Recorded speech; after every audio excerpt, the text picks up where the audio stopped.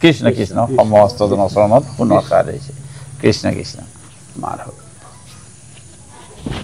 কৃষ্ণ কৃষ্ণ হৰি হৰি হৰি কৃষ্ণ ৰাম কৃষ্ণ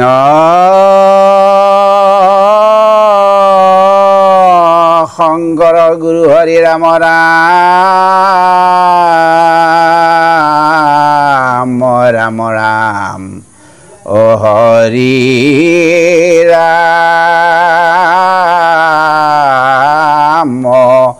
রাম রাম রাম কৃষ্ণ কৃষ্ণ শ্রী কৃষ্ণায় নমো নমঃ কৃষ্ণ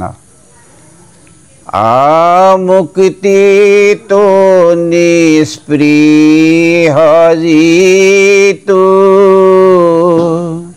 সেহি ভকত কনমো ৰসময় মাগো ভকতি সমস্ত মস্তক মনি নিজ ভকতৰ বৈশ্য ভজো হেন দেৱ যদুপতি ৰাম ভজো হেন দেৱ যদুপতি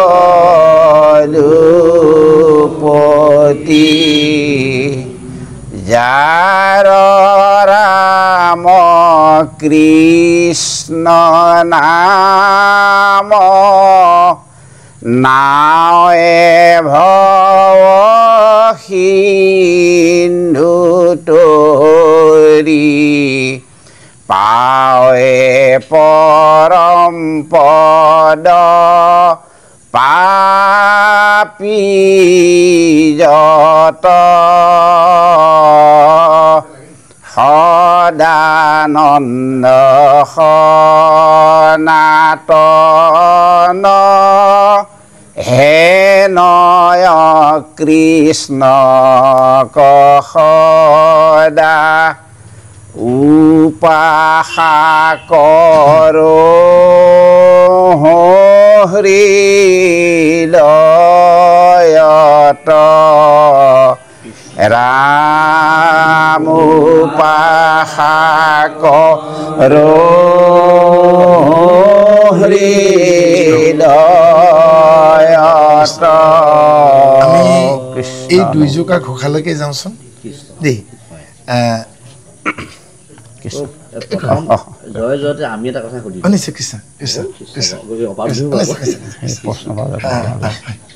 এতিয়া কৃষ্ণ ঘোষা ভাগি আৰম্ভ কৰোঁতে হয় হয় এই আমাৰ যি মুক্ত উপযোগী যে আমাৰ আমাৰ পূৰ্বজন্মই সেইভাগে গোৱা নাই অসমীয়া ভাগি গাইছে গতিকে এতিয়া যদি আমি সংস্কৃত ভাগি গাওঁ তাৰপিছত আকৌ ভাঙনি গাব লাগিব নেকি হয় সেইটো গাই থাকোঁ হয় সেইটো কৈছে যেতিয়া এটা গালি নহ'ব নেকি নহয় আমাৰ তেনেকুৱা প্ৰশ্ন হৈছে সুন্দৰ সুন্দৰ সুন্দৰ সুন্দৰ ভাগৱততো আহিছে সেনেকুৱা কথা এষাৰ অলপতে শুনিছোঁ আমি ইয়াতো আহিছে এটা কথা হ'ল সংস্কৃত দেৱভাষা বা আমাৰ চৰ্চা নোহোৱাৰ কাৰণে আমি কঠিন হৈ পৰিছে গতিকে আকৌ ভুলকৈ উচ্চাৰণ কৰাতকৈ শুদ্ধকৈ উচ্চাৰণ কৰাটো ভাল এতিয়া সেইদিনাখন এনেকুৱা এখন কৈছে ভাগৱতত যে ভাগৱতৰ মংগলাচৰণ ভাগ এয়া সংস্কৃতত গোৱাৰ পাছত আকৌ আমি অসমীয়াত অনুবাদ কৰি গোৱাৰ কি প্ৰয়োজন আছে বুলি কৈছে দেই এইকাৰণে প্ৰয়োজন আছে আমি অসমীয়া মানুহ আমাৰ অসমীয়া মানুহৰ অসমীয়া ভাষাত ক'ব লাগিলে সংযোগী ভাষা অসমীয়া আৰু ইংৰাজীত তাকে লিংগুয়া ভাংকা বুলি কয় that means common language of the common communicative language of the Assamese people তাৰমানে অসমীয়া মানুহৰ মানে সমূহীয়া সংযোগী ভাষা হ'ল অসমীয়া গতিকে তাত অসমীয়াত আমাৰ মহাপুৰুষে লিখিছে কিন্তু মহাপুৰুষে লিখাৰ আগত নামঘোষাৰ ভালেখিনি ঘোষা মূল সংস্কৃত বেলেগ বেলেগ কাব্যৰ পৰা অনা হৈছে যেনেদৰে শ্ৰীমদ ভাগৱত গীতাৰ পৰা ভালেখিনি অনা হৈছে আৰু এই প্ৰথম ঘোষাভাগ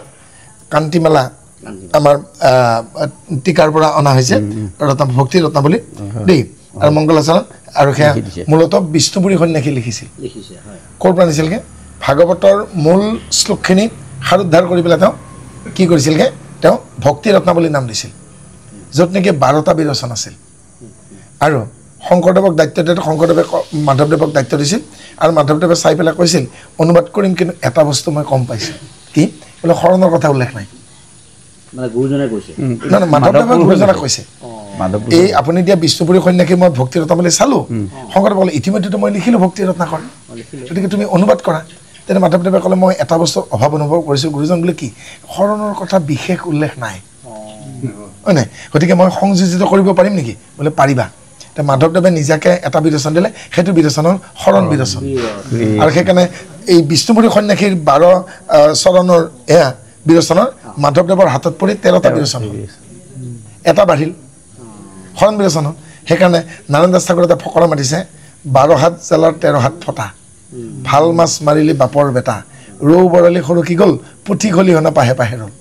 তাৰমানে বিষ্ণুপুৰী সন্যাসী যিবিলাক দিলে সেইজন এটা এটা ৰৌ বৰালি ডাঙৰ ডাঙৰ তত্ত্ব কিন্তু শৰণ তত্ত্ব যদিও সূক্ষ্ম কিন্তু সি আমাক প্ৰয়োজনীয় গতিকে সেই বিষ্ণুপুৰী সন্যাসীৰ ভক্তি ৰত্নাৱলী এইটো কান্তিমালা টিকাৰ পৰা ইয়াত কৈছে এতিয়া মূল সংস্কৃতত গাইছে কিন্তু অসমীয়া এইকাৰণে প্ৰয়োজনীয় আমি যিহেতু অসমীয়া মানুহ বুজিব লাগিব দেই আৰু এই নুবুজাৰ কাৰণে আজি ভালে কেইবছৰ মাধৱ মহাপুৰুষৰ জন্মোৎসৱৰ সময়ত এটা সদায় বিতৰ্ক দেখা যায় মুক্তিত নে মুক্তিটো এবাৰো লাগিব কিন্তু মূল সংস্কৃতত চালেই যদি পঢ়ি চাই কি লিখিছে যা মুক্তা বপি নিস্পৃহা ইয়াৰ অৰ্থ হ'ল মুক্তিৰ প্ৰতি যিজন নিস্পৃহ যিগৰাকী ব্যক্তি মুক্তিৰ প্ৰতিও লালায়িত নহয় যাৰ মুক্তিৰ প্ৰতিও স্পৃহা নাই সেইটো মুক্তিত নে মুক্তিটো একেই কথা আমাৰ মানুহে তৰ্ক কৰিব লাগিছে ক'ত গৈ যে মুক্তিটো হ'ব লাগে নে মুক্তিত হ'ব লাগে হয় নাই কিন্তু মূল সংস্কৃতত কি বুলি আছে যা মুক্তভাৱে নিস্পৃহাত যিগৰাকী পুৰুষ বা যিগৰাকী ব্যক্তি মুক্তিৰ প্ৰতিও নিস্পৃহ সেইটোহে কথা গতিকে কি লিখিছে মুক্তিত নিস্পৃহ যিটো সেই ভকতকনো মুক্তিৰ প্ৰতিও যাৰ স্পৃহা নাই অৰ্থাৎ যিজন নিষ্কামী সেইজনক মই নমস্কাৰ কৰোঁ ৰসময় মাগু হ'ব গতি কিয় মাধৱদেৱে এই ব্যৱস্থাটো কৰিলে ভাগৱতৰ প্ৰথমতেই পাতনিতে ব্যাখ্যা কি লিখিলে লগতে এইটো আমাক কৈ যাওক সেই শব্দটো লাগে ৰসময় নে ৰসময় সেইটোতো লাগে বাৰু হয় হয় এতিয়া ইয়াত কিন্তু ৰসময়হে আছে কিন্তু ৰসময় হ'ব লাগে বুলি ভাবোঁ নহয় এতিয়া আমি সাতাংকে কিয় ক'ব নোৱাৰোঁ সাতাংকে ক'ব পাৰিম বৰাবাপে কৈছে ৰসময় নে ৰসময়ী এতিয়া দত্তবাপে কৈছে ৰসময়ী হ'ব লাগে কিন্তু এতিয়া মই জাজ নিউট্ৰেল জাজমেণ্ট দিব লাগিব গতিকে নিউট্ৰেল জাজমেণ্ট দিব লাগিলে মই কি ক'ম আপোনালোকে মোক মাধৱদেৱে নিজে লিখা সেই সাঁচিপতীয়া পুথিখন মোক আনি দিয়ক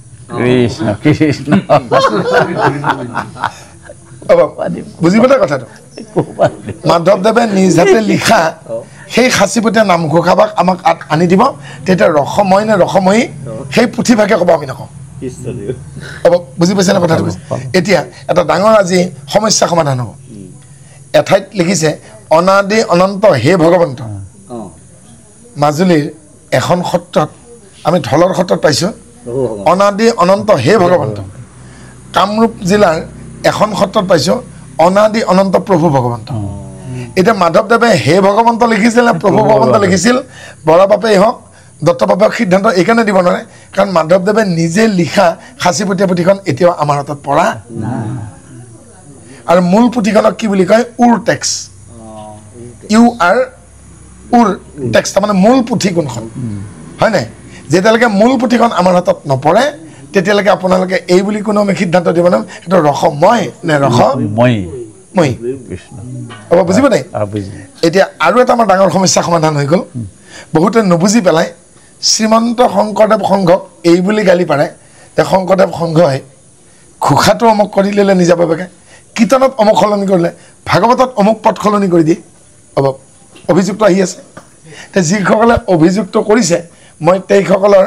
মানে সন্মানাৰ্থে কওঁ, সেই মহাশয়সকল আপোনালোক অধ্যয়নপুষ্ট মানুহ নহ'লেতো আপোনালোকে ক'ব নোৱাৰে শংকৰদেৱ সংঘটো নিজাববীয়াকৈ কৰিছে, মানে তেওঁ এই বিষয়ে জানে, তেওঁ মূল কথাটো জানে, নহয় জানো? গতিকে আপোনালোকে আৰু অকণমান অধ্যয়ন কৰক, আৰু আপোনালোকে পাৰে যদি টেক্সুৱেল ক্ৰিটিচিজম কৰক, পাঠ সমীক্ষা। এতিয়া পাঠ সমীক্ষাৰ বিষয়ে নজনাকৈ শংকৰদেৱ সংঘই অমুক কৰিছে, অমুক প্ৰেছে অমুক কৰিছে বুলি কোৱাটো আচলতে অবান্তৰ কথা দেই। এইকাৰণে কৈছোঁ, নামঘোষা যেনেকৈ মূল পুথিৰ কথা কৈছোঁ, শংকৰদেৱে নিজে লিখা যিখন সাঁচিপতীয়া কীৰ্তন সেইখন আনি দিয়ক। এতিয়া দ্বিতীয় কথা, ৰসময়ী বা ৰসময়ী কিয় বেলেগ বেলেগ হ'ব লগা হ'ল? হে ভগৱন্ত বা প্ৰভুৱন্ত কিয় বেলেগ বেলেগ লগা হ'ল? ধৰি লওকচোন মাধৱদেৱ এইখিনিতে বহি আছে, আমি ক'লো গুৰুজনা, হে মহাপুৰুষ বাপজনা, আমাক ঘোষা পুথিভাগ লাগিছিলে। তেতিয়া বোলে এই আমাৰ বহাতে আৰু 10জন ভকতে ইয়াক অধ্যয়ন কৰি আছে আৰু নকল কৰি আছে, মই কাপ মৈলাম দিওঁ, আপুনি নকল কৰক। তে মাধৱদেৱে মোক ক'ব, আপোনাৰ যদি ব্যস্ততা নাই 4 দিন থাকক, এই সাঁচিপাত, এই কাপ, এই মৈলাম আপুনি এখন নকল কৰক। মাধৱদেৱৰ বহাতে থাকি মই নকল কৰিলোঁ। নকল কৰি মই ঘৰলৈকে উভতি যাওঁতে ৰাস্তাত দুখিলা পাত পৰি গ'ল।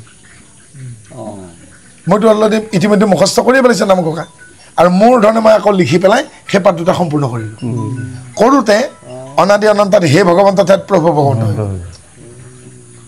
দুৰ্গুৰ অপাৰ সংসাৰ সাগৰে সিটো মহাজানে আতি অপ্ৰয় ক্ষেত্ৰনে, দুৰ্গুৰ অপাৰ সিটো মহাজানে আতি মহাকো ক্ষেত্ৰনে। গতিকে মাজুলীৰ এখন সত্ৰত পাইছোঁ আতি মহাসুখেতৰে, কামৰূপৰ সুন্দৰীশাল সত্ৰত পোৱা নামঘোষাখনত পাইছোঁ আতি অপ্ৰয় ক্ষেত্ৰৰে। আৰু দুইখনে সাঁচিপতীয়া পুথি, দুইখনে প্ৰায় 400 বছৰ আগৰ। 400 বছৰ আগৰ। এতিয়া শুনিব দেই, আমি সাংবাদিক মাতি এবাৰ সেনেকুৱা এভাগ আমি আলোচনা দিছোঁ, আৰু যিকেইজনে এনেকুৱাকৈ অভিযোগ কৰি আছিল আজিকালি নকৰা হ'ল। কাৰণ সেইজন ব্যক্তিক আমি অভিযোগ কৰা, সততে অভিযোগ কৰা ব্যক্তিজন সন্মুখত ৰাখি আমি শাস্ত্ৰকেইভাগ দিছিলোঁ যে সুন্দৰীশাল সত্ৰত এখন 400 বছৰ পুৰণি, এয়া লিখা হৈছে যে দুৰ্গৰ অপাৰ সংসাৰ সাগৰে সিটো মহাজানে আতি অপ্ৰয় ক্ষেত্ৰৰে, আৰু উজনিত পোৱা ভাৰ্চনটোত আছেগৈ সিটো মহাজানে আতি মহাসু ক্ষেত্ৰৰে। এইখনো 400 বছৰৰ পৰা এইখনো খায়। কাৰণ শ্ৰীমন্ত শংকৰদেৱ সংঘ আমাৰ আজি সৃষ্টি হোৱা 100 বছৰ হোৱাৰ পথত, কিন্তু সেই পুথিকেইভাগ ৰচনা কৰা 400 বছৰ হৈ গ'ল। 400 বছৰ আগতে শ্ৰীমন্ত শংকৰদেৱ সংঘ নাছিল। গতিকে সাঁচিপাতত থকা কথাখিনি আমি ডকুমেণ্টেড কৰি লিপান্তৰ কৰিলোঁ আমাৰ কিতাপী পুথিলৈকে। লিপান্তৰহে কৰিছোঁ, কিন্তু মূল সাঁচিপতীয়া পুথিটো একেই আছে। কেনেকৈ আমি দুখী হ'ম? গতিকে যিসকলে অধ্যয়ন কৰিছে তেখেতসকলে শংকৰ সংঘক গালি পাৰিলেই নহ'ব, অধ্যয়ন কৰক। অধ্যয়ন কৰি যদি আমি দোষী, তেতিয়াহ'লে দোষী সাব্যস্ত কৰিম। যেতিয়ালৈকে এতিয়া আমি কেনেকৈ ক'ম এইখন কিতাপ কিমান পুৰণা? আমাক বিজ্ঞান লাগিব। আমি তেতিয়া ৰসায়ন বিজ্ঞান, কেমেষ্ট্ৰিৰ কাষ চাপিম, আৰু কেমেষ্ট্ৰিত কাৰ্বন ডিএক্টিভিটি এটা পদ্ধতি আছে, যি পদ্ধতিৰ জৰিয়তে এখিলা পাত, সাঁচিপাত কিমান বছৰ পুৰণা, সাঁচিপাতত লিখি থোৱা যিখিনি চিয়াহী, আখৰকেইটাৰ চিয়াহী, সেই চিয়াহীখিনি সাঁচিপাতখনৰ প্ৰমাণে পুৰণা নে সাঁচিপাতখন 50 বছৰ আগত বনোৱা হ'ব পাৰে, কিন্তু 50 বছৰ পিছত লিখা আখৰকেইটা হ'ব পাৰে। সেই চিয়াহীখিনিৰ বয়স কিমান? আৰু সেই পদ্ধতিৰ জৰিয়তে এডাল কাঠৰ কুণ্ডা পানীৰ তলত পৰি আছে, উদ্ধাৰ কৰিলে বিজ্ঞানে কৈ দিব সেই কাঠৰ গছডাল কেতিয়া কটা হৈছিল। এটা মৃতদেহ গাঁতত পুতি থোৱা হৈছে, এইটো কিমান দিন আগতে তেওঁ হত্যা কৰা হৈছিল ওলাই যায়, হয়নে? গতিকে যিহেতু 400 বছৰ, 500 বছৰ, 350 বছৰ পুৰণা সাঁচিপাতবোৰ ওলাব ধৰিছে, শংকৰ যে 100 বছৰ হোৱা নাই, অপযোগ দিয়াৰ জানো স্থল আছে? কেঁচু খান্দোতে সাপ ওলাল, আনন্দ বৰা বাপে এই কথাষাৰ ক'ব পাৰে, ধন্যবাদ দিছোঁ। এতিয়া ডাঙৰ কথা এষাৰ ক'ম। পুনেৰ ভাণ্ডাৰকাৰ লাইব্ৰেৰী পৰাধীন ভাৰতৰ স্বাধীনতা পোৱাৰ আগতেই মহাৰাষ্ট্ৰৰ পুনেত এটা ডাঙৰ লাইব্ৰেৰী আৰু তেওঁই প্ৰথম আমাৰ ভাৰতৰ প্ৰথম লাইব্ৰেৰিয়ান ভাণ্ডাৰকাৰ মই সম্পূৰ্ণ নামটো পাহৰিছোঁ আৰু ভাণ্ডাৰকাৰ লাইব্ৰেৰীত 4খন মহাভাৰত আছে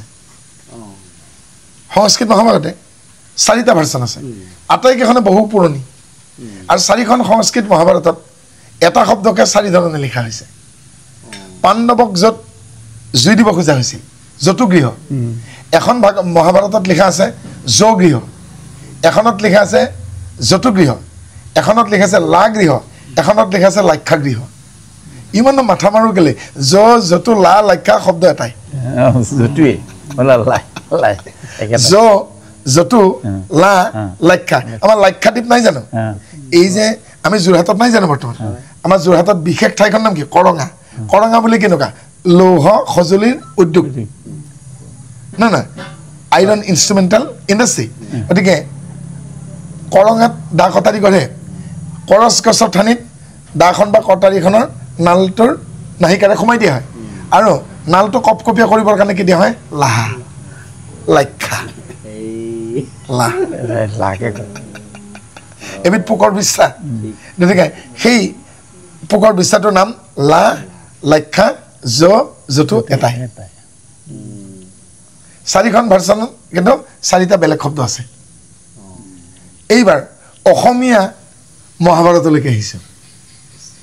অসমীয়া মহাভাৰত যদি আপোনালোকে চাই আপোনাৰ মোৰ গৰম হৈ যাব তিৰস্কাৰ শব্দটো নাই ধৃতৰাষ্ট্ৰই যে বিদুৰক তিৰস্কাৰ কৰিছে তিৰস্কাৰ শব্দটো আপোনালোকে পাব অদস্কাৰ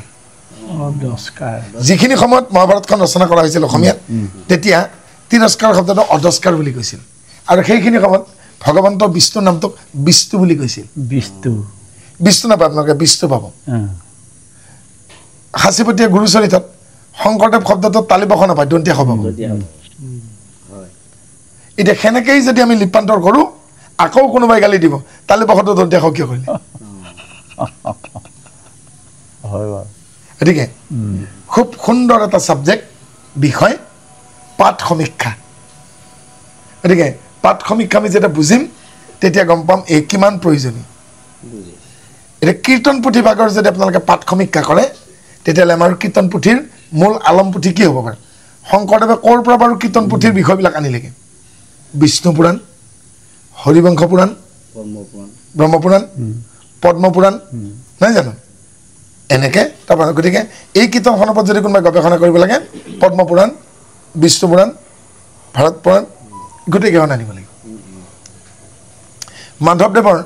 নামঘোষা যদি গৱেষণা কৰিব লাগে তেতিয়াহ'লে ভক্তি ৰত্নাৱলী শ্ৰীমদ ভাগৱত গীতাকে আদি কৰি গোটেইবোৰ আগত ল'ব লাগিব য'ৰ পৰা ভালেখিনি তেওঁ আনন্দ কৰিছে তাৰ উপৰি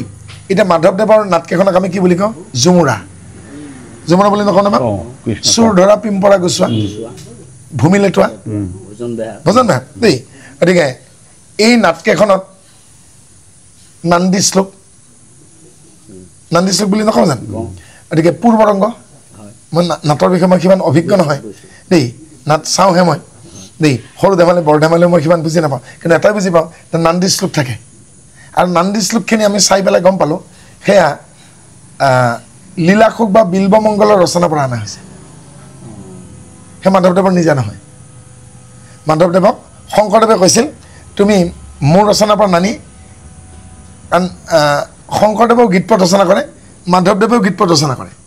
আৰু মাধৱদেৱে গীতপদ ৰচনা কৰা দেখি ভালেমান সেইখিনি সময়ৰ কোনোৱে মাধৱদেৱক অপযোগ দিলে আমাৰ শংকৰ গুৰুৱেও ৰচনা কৰে কাপ ধৰে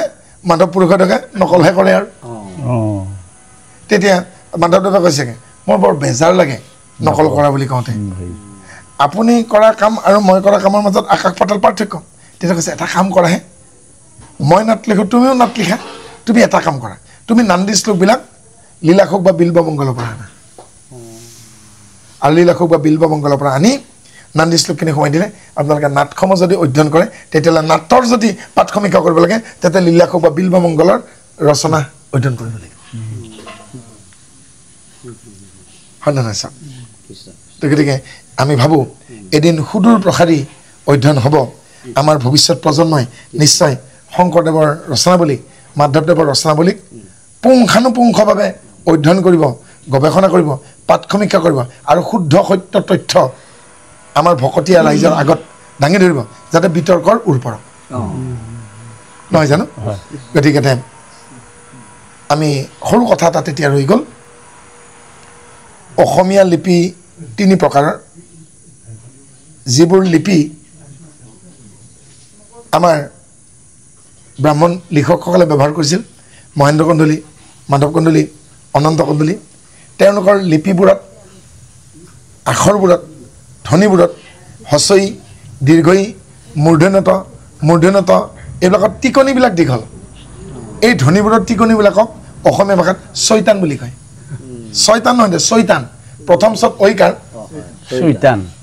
দন্তেতৰ আকাৰ চৈতান দেই। এই চৈতানবিলাক দীঘল দীঘল দেই। এই আখৰবিলাকৰ নাম হ'ল বামুণীয়া লিপি। শংকৰদেৱৰ যি বংশ, তেওঁলোকে কায়স্থ আছিল। কায়স্থসকলে সেই সময়ত যিটো লিপি ব্যৱহাৰ কৰিছিল তাৰ নাম হ'ল কাইথেলী লিপি। শংকৰদেৱ মাধৱদেৱে ৰচনা কৰা সাঁচিপতীয়া পুথিত আপোনালোকে যিটো লিপি পাব তাৰ নাম হ'ল কাইথেলী লিপি। আমি বৰ্তমান যোৰহাটত আছোঁ, অকণমান আগত শিৱসাগৰত গড়গাঁও আছে। গড়গাঁৱত যেতিয়া স্বৰ্গদেৱে ৰাজধানী পাতে আৰু গড়গাঁও কেন্দ্ৰ কৰি যিটো লিপি গঢ় লৈছিল আহোম ৰাজত্ব কালত, সেই লিপিটোৰ নাম গড়গঞা লিপি। আৰু গড়গঞা লিপিৰ আখৰখিনি আধুনিক অসমীয়া আখৰৰ কাষ-চপা। অসমীয়া ভাষাত লিখিত পুস্তক কোনখন? অসমীয়া ভাষাত প্ৰথম ছপাশালত মুদ্ৰিত হোৱা কিতাপখন হ'ল প্ৰথমজন অসমীয়া খ্ৰীষ্টান ধৰ্মলৈকে দীক্ষান্ত হোৱা লোকজন হ'ল আত্মাৰাম শৰ্মা। আত্মাৰাম শৰ্মা প্ৰথম অসমীয়া খ্ৰীষ্টিয়ান। সেই সাহিত্যিকজনে ইংৰাজীৰ বাইবেল পুথিখন অসমীয়া ভাষালৈ অনুবাদ কৰিলে আৰু সাঁচিপতীয়া লিপিত তেওঁ ৰচনা কৰি উলিয়ালে। নাম দিলে ধৰ্মপুস্তক। অৰুণোদয় কাকতত এচুকে প্ৰকাশ হ'ল। আৰু এজন ব্ৰিটিছ চাহাবক তেওঁ ক'লে, আপুনি এইখিনি চাই দিয়ক। তেতিয়া ব্ৰিটিছ চাহাবজনে ক'লে যে মই অসমীয়া লিপি বুজি নাপাওঁ। তেতিয়া ক'লে আপুনি বাংলা লিপি ব্যৱহাৰ কৰক। তেতিয়া মিছনাৰী ছপাশালত আত্মাৰাম শৰ্মাই বাংলা লিপিত এই ধৰ্মপুস্তকখন লিপান্তৰ কৰিলে। আৰু সেইদিনাখনেই যিদিনাখন লিপান্তৰ কৰিলেগৈ, সেইদিনাখনে আমাৰ কিতাপী ভাষা যিটো আমি কাগজে কলমে কিতাপে পত্ৰই যিকেইটা আখৰ ব্যৱহাৰ কৰি আছোঁ, সেয়া শ্ৰীৰামপুৰৰ মিছনাৰী ছপাশালত আত্মাৰাম শৰ্মাৰ হাতেৰে সেই আমাৰ আধুনিক আখৰকেইটা স্থান পালে। কেৱল তাত মাত্ৰ অসমীয়া আখৰ 2টা থাকিল। সেই আখৰ 2টা হ'ল পেট কাটা ৰ আৰু ৱাব্ব। কাৰণ বঙালী ভাষাত পেট কাটা ৰটো নাই, তেওঁলোকে বটো তলত ফুট দিলে ৰ হয়, আৰু ৱাব্বটো নাই। ৱাব্ব আৰু বৰখনে বয়ে ব্যৱহাৰ কৰে। সেইকাৰণে শব্দবোৰত বিভ্ৰাট ঘটে। গ্ৰাম শব্দটো ব্যৱহাৰ কৰাৰ কাৰণে ৱাব্বটো নাই, গাঁও লিখিব নোৱাৰে। আমি গাঁৱলৈ গৈছিলোঁ, আমি গ্ৰামে গিয়েছিলাম। আমি নাৱেৰে ব্ৰহ্মপুত্ৰ পাৰ হ'লোঁ, ৱাব্ব নাই। আমৰা 2জন নৌকা দিয়া ব্ৰহ্মপুত্ৰ পাৰ হলাম। গুৱাহাটী নহয় গৌহাটী যে হ'ল, গুৱাহাটী ইউনিভাৰ্চিটিৰ নামটো যে গৌহাটী ইউনিভাৰ্চিটি হৈ গ'ল, কাৰণ ৱাব্বটো বঙালী ভাষাত নাই। কাৰণ 1947 চনত ভাৰতবৰ্ষৰ স্বাধীনতা লাভ কৰিছে আৰু 1926 চনত গুৱাহাটী ইউনিভাৰ্চিটি প্ৰতিষ্ঠা হৈছিল। ফণী দত্ত, দিলীপ দত্ত ছাৰৰ দেউতাক। দিলীপ দত্ত ছাৰ ৰোডছ ইউনিভাৰ্চিটিৰ মেথছৰ হেড আছিল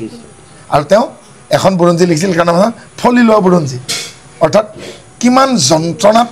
গুৱাহাটী ইউনিভাৰ্চিটি প্ৰতিষ্ঠা হৈছিল তাত আছে, আৰু সেই কিতাপখনৰ নাম ফলি লোৱা বুৰঞ্জী, হয়নে? গতিকে এনেকুৱা বহু কথা আছে, আৰু এইবোৰ যদি গৱেষণা নকৰে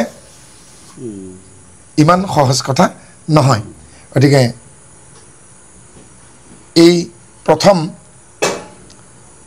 ঘোষাটোৰ তাৎপৰ্যটোৱে যে যিগৰাকী মহান ব্যক্তি মুক্তিৰ প্ৰতিও নিস্পৃহ, সেইজন ধন্য, আৰু সেই ভকতক আমি নমস্কাৰ কৰোঁ। ৰসময় মাগুহ ভকতি, ভকতিতকৈ আৰু ৰসাল বস্তু একো নাই। ঈশ্বৰৰ যিটো প্ৰতি প্ৰেম, নিষ্কাম প্ৰেম নিস্বাৰ্থ ভকতেহে তাক অনুভৱ কৰিব পাৰে সেইকাৰণে নাৰদে কি বুলি কৈছে সা পৰাণু ৰক্তিৰ ইচ্ছাৰে ভক্তি ঈশ্বৰৰ প্ৰতি নিস্বাৰ্থ আস্থা বা পৰকাষ্ঠাই ভক্তি অমৃতস্য যেতিয়ালৈকে নিস্বাৰ্থত নাহে ত্যাগত নাহে তেতিয়ালৈকে এই ৰসময় ভকতি মানুহে বুজি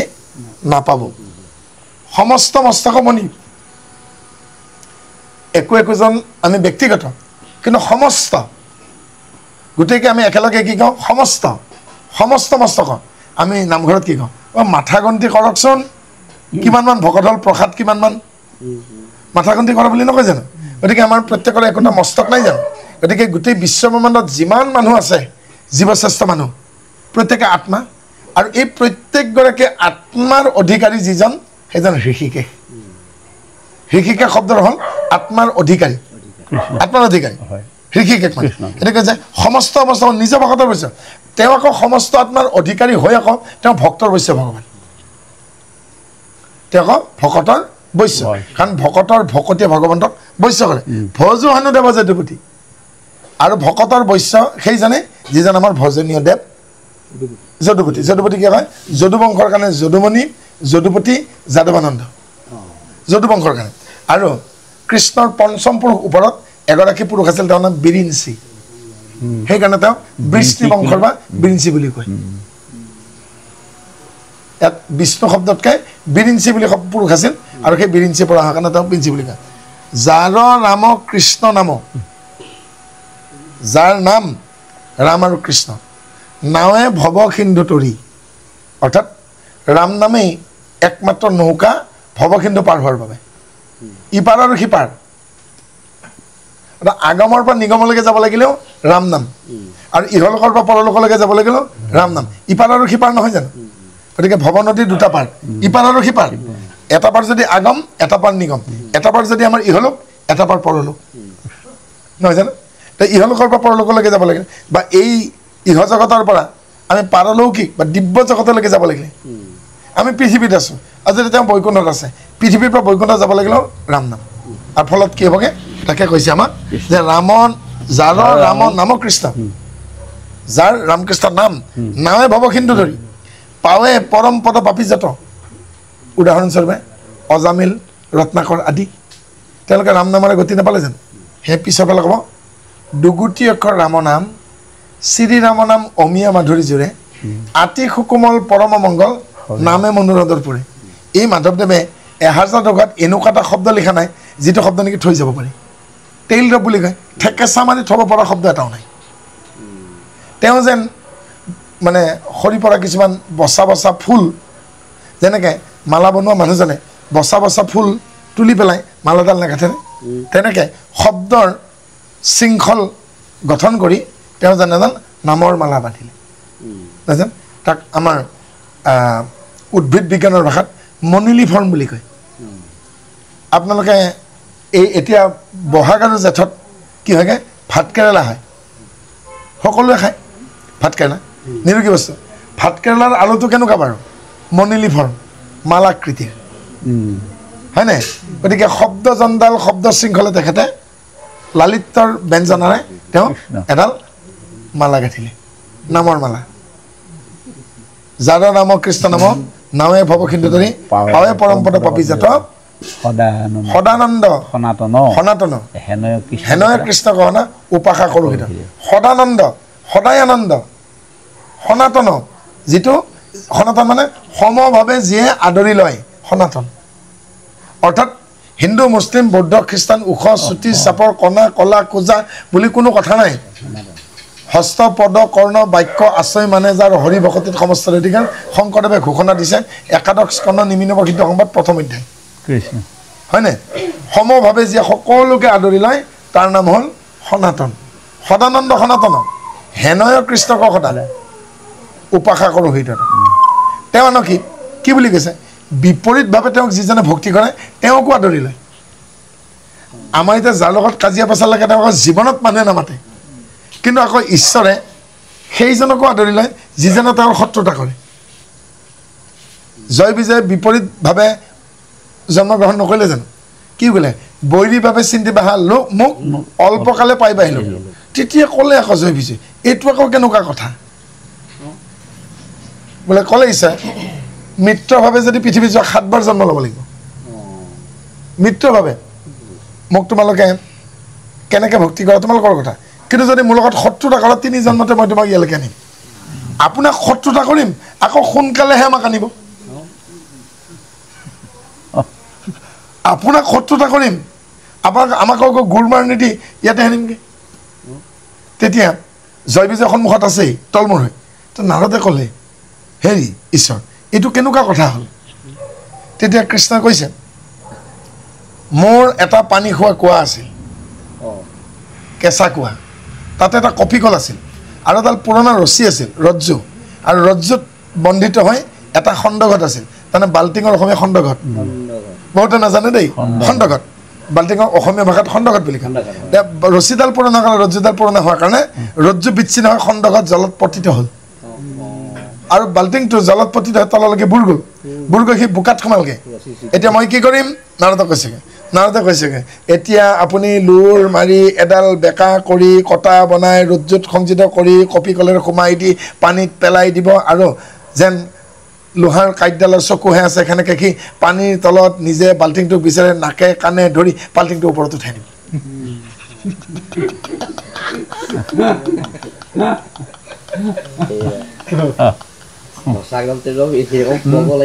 হয় নাই তেতিয়া কৈছে সেই কাঁইটডাল কোন হ'ব বোলে আপুনি হয় নাই সেইকাৰণে মানে কিমান কোনে চাম তেতিয়া ভগৱানে কি কৈছে যে পৃথিৱী হ'ল সেই কুঁৱাটো মোৰ সেই পানী খোৱা কুঁৱাটো হ'ল পৃথিৱীখন কেঁচা পাত মাতটো কৃষ্ণ হয় নাই এতিয়া সময় হ'ল কপিকলটো যে কপিকলৰ অসমীয়া কি জানেনে জলযন্ত্ৰ চক্ৰ দেই আৰু জলযন্ত্ৰ চক্ৰ মাজেদি ৰছীডালকে যে এই ৰছীডাল সোমাই দিলে নে ৰছীডাল কি যে আমাৰ মায়াই হয় সেই ৰছীডাল জোতনি ৰছী হয় নাই আৰু ভক্তিৰ যিটো আকুল ভাৱ সেইটো গাঁঠি থকা নাই জানো গতিকে সেই মহাচন্ন কৰি ৰাখে মহাচন্ন প্ৰবিষ্ট গাঁঠি তাতে বান্ধি আছে গতিকে কাঁইটডালে ছিঙি যোৱা খণ্ডঘটটো যেনেকৈ ওপৰলৈ তুলি আনে নহয় জানো সেইকাৰণে যিজন পতিত হয় পতিতজনক ভগৱন্তই উদ্ধাৰ কৰে সেইকাৰণে ভগৱানৰ নাম মুকুন্দ মো পদে উদ্ধাৰ কৰা কুণ্ড পদে মায়াৰ গাত মায়াৰ গৰ্তৰ পৰা ভগৱন্তে পতিতজনক উদ্ধাৰ কৰাৰ কাৰণে ভগৱন্তৰ নাম মুকুন্দ চাওকচোন এই বিষয়ে শংকৰদেৱে উৰেষা বৰ্ণনৰ নৱম কীৰ্তনৰ 4 নম্বৰ দুলৰী চন্দত লিখে জলজাত চক্ৰ মধ্য জৰিবদ্ধ হৈয়া খণ্ডঘট যেন মতে হৈ কটু হৈ উপংগু কটু তল যাওঁ হৈ কটু থাকো মধ্যতে কপিকল দৰে পানী তোলা দৃশ্যটো চাওকচোন নহয়নে গতিকে সদানন্দ সনাতন হেনয় কৃষ্ণক সদা উপাসা কৰোঁ সেইজন কৃষ্ণক উপাসা কৰোঁ কোনজনক যিজনে সদায় আনন্দত থাকে কিহৰ কাৰণে ভগৱন্তৰ আন এটা নাম হ'ল কি বাৰু ভূমানন্দ ভূমা মানে বিশাল তেওঁতকৈ আৰু বিশাল আনন্দ নাই সেই বিশাল আনন্দৰ এক কণা পায়ে মানুহে নাচি থাকে আৰু সেই এক কণা পায় একেনেকে সদানন্দ কোনে তেওঁ সদায় সকলো প্ৰাণীকে আনন্দ প্ৰদান কৰে সনাতন যি সকলোকে সমানে আদৰি লয় সদানন্দ সনাতন হেনয় কৃষ্ণক সদা উপাসা কৰে কৃষ্ণ শব্দৰ অৰ্থ কি আমি নামান্যত পাম কৃষ হেন শব্দ এইটো পৃথিৱী বাচক ক'বলৈ হয় যেতিয়া সাধাৰণ কথাত আহিব লগা হয় কৃষ্ণ মানে কি কৰ্তিকাৰে ক্ৰী মূৰ্ধন্য কৃষ মানে কৰ্ষণ কৰা স্নিক মানে আনন্দ যদি আমি আক্ষৰিক অৰ্থত বুজাওঁ যাৰ নাম ল'লে যাৰ গীত গালে যাৰ গীতত নৃত্য কৰিলে যাক ভাবিলে যাক পাঠ কৰিলে যাৰ ওচৰত শৰণাগত হ'লে যাক ভজনা কৰিলে যাৰ নাম ল'লে যাক পাঠ কৰিলে যাক ব্যাখ্যা কৰিলে যাক ৰমণ কৰিলে যাক স্মৰণ কৰিলে কেৱল আনন্দ প্ৰাপ্তি হয় সিজনে কৃষ্ণ সাধাৰণ শব্দটা কিমান দীঘলীয়া হ'ল গতিকে এনেকুৱা ধৰণে এই 1001টা ঘোষাত 1000 এটা কাহিনী পাব আপোনাক আমি আশা কৰিম বাপ জানাই অগ্ৰগামী হ'ব এই আৰু এটা প্ৰশ্ন সেইটো ঘূৰি পেলাওঁ দেই একদম কিন্তু নাৰাখিব যেনেকৈ ধৰক হয় এতিয়া গুৰুজনেতো আমাৰ এই মহাপুৰুষ মহাদেৱক ক'লে যে ঘোষা নামে শাস্ত্ৰখিনি তুমি কৰিবা মানে বাৰু ঘোষাৰ ৰত্নী মধ্যে তুমি থাকিবা এতিয়া ঘোষা নামে শাস্ত্ৰখানি গুৰুজনে তেখেতক কৰিবলৈ পোৱাৰ পিছত আপোনাৰ এই প্ৰথমতে তেখেতে এই কান্দি মেলা চুকটো অনাৰ অৰ্থটো কি যে এই চুভাগীটো তেওঁ কিয় আনিলে তাৰমানে বা ধৰক তেখেতৰ নিজা ফালৰ পৰা সৃষ্টি কিবা এটা লৈ আহিব পাৰিলেহেঁতেন বোলে মই 1000 মানে কাৰণ গুৰুৱে যিহেতু মোক উপদেশ দিছে গতিকে মই এই মানে যে কান্তি মেলা চুকৰিকে সেই সন্যাসীজনৰ পৰা বস্তুটো নানি মই মোৰ নিজৰ ফালৰ পৰা তাত মানে প্ৰথম লিখোঁ কিবা খাই নে তেখেতক সেইটো সা সন্মান জনাই কামটো কৰিছে নে কিবা বিশেষ অভিপ্ৰায় সেই কথাটো লিখিলে এই গুৰুজনাই যিদিনাখন শংকৰদেৱ কৃপালু গুৰুজনাই মাধৱ পুৰুষক মাতি আনি ক'লে ঘোষা নামে শাস্ত্ৰখানি তুমিও কৰিবা আৰু কীৰ্তনৰ মতে মই থাকিম কীৰ্তনৰ সময়তে মই থাকিম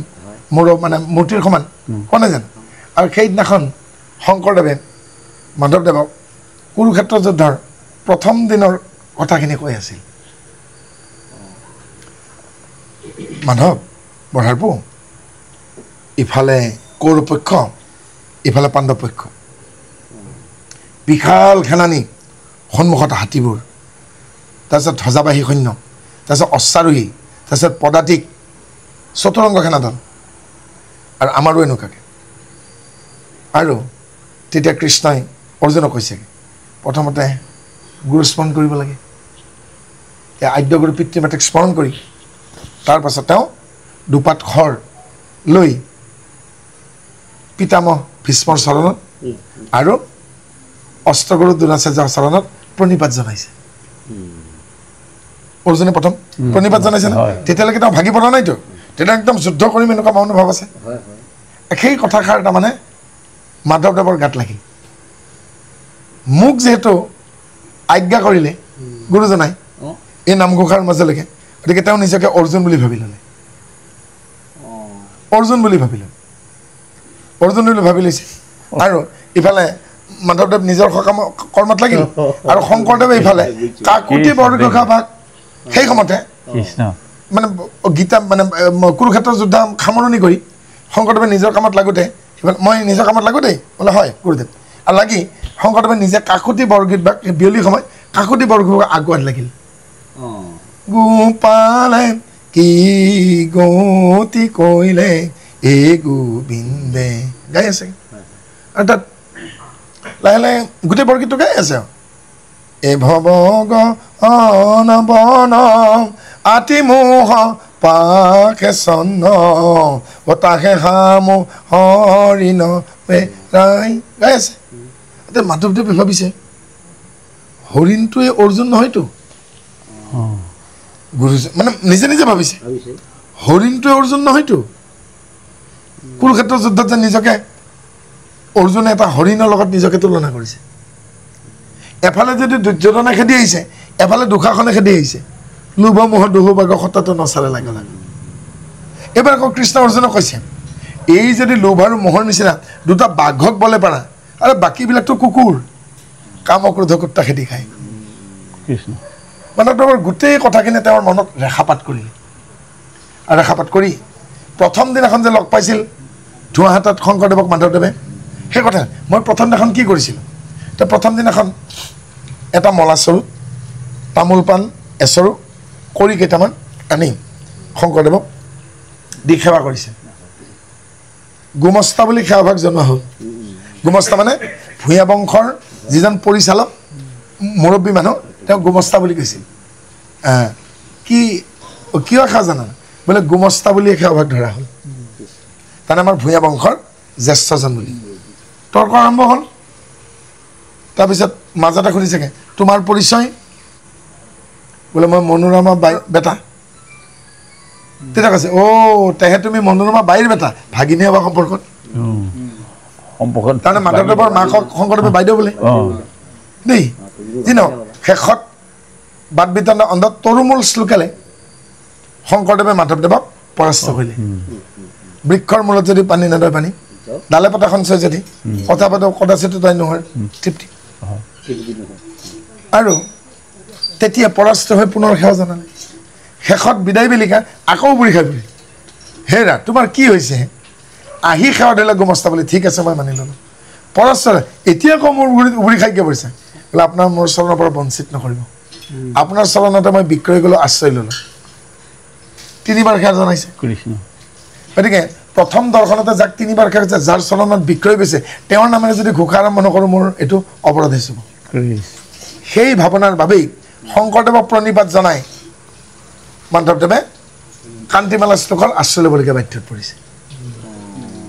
কৃষ্ণ যে যিজন মানে এতিয়া তেওঁ হৈছে মই কেনেকৈ গুৰুজনক প্ৰণিপাত জনাম যে তেওঁ প্ৰণিপাত জনাই বুদ্ধি কৰি প্ৰণিপাত জনাইছে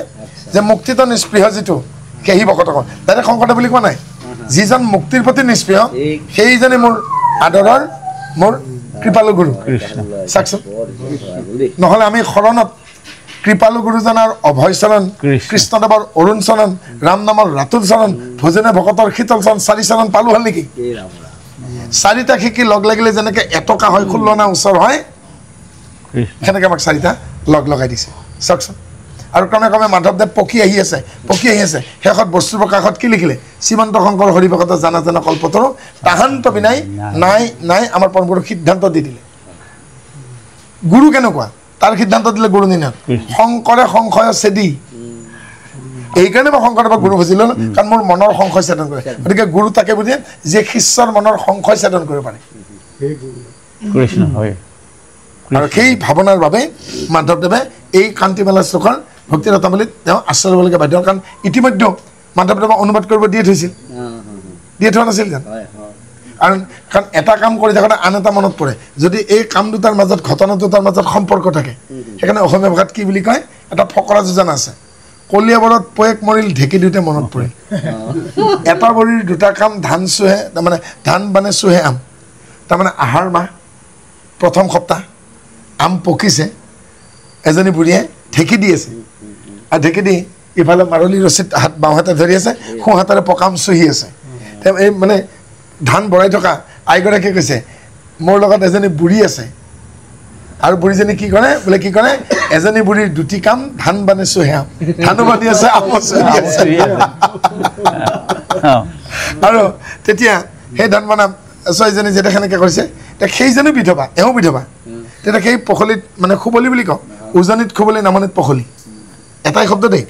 ঢেঁকী যে সেই কাঠৰ হ'ব পাৰে শিল হ'ব পাৰে তাক আমি যে খুবলি বুলি কওঁ উজনিত নামনিত পখলি বুলি কওঁ পখলিতে হ'ব খুবলি বুলি যিজনে হাত বনাই আছেগৈ সেইজনী বুঢ়ী কাক এওঁ কাট মাৰিছেগৈ কলিয়াবৰত পয়েক মৰিল ঢেঁকী দিওঁতে মনত পৰে এনেকুৱা আহাৰ মাতে তুই পোৱাৰে মৰিছিল কলিয়াবৰৰ ঘটনাৰ সংযোগ নহয় জানো যে মানে বুঢ়ী কৈছেগে মই যদি দুটা কাম কৰিছোঁ ধানো বানি আছোঁ আমৰ চহি আছোঁ তোৰ মনত পৰে নে এনেকুৱা আহাৰ মাহতে তোৰ পয়েৰৰ মৃত্যু হৈছিল বীৰ গতি প্ৰাপ্তি হৈছিল হয় হয় হয় হয় গতিকে চাওকচোন ঘটনাক্ৰম ক'ত মনত পৰিলে এইখিনিতে কৰিছে সেইদিনাখন এইখিনি ঠাইতে মোৰ চাইকেল চেঞ্জ পৰিছিল এইখিনি ঠাইতে এক্সিডেণ্ট হৈছিল গাটো খিৰিখিৰাই যায় বাপেকটো বাছে ল'ৰাটো যে লগে লগে স্পট ডেড হৈ গ'ল চেপেটা হৈ গ'ল ভাই নকওঁ জানো সেইখিনি ঠাই পালে বেয়া লাগি যায় নহয় ঘটনাক্ৰমে কৃষ্ণ মাধৱ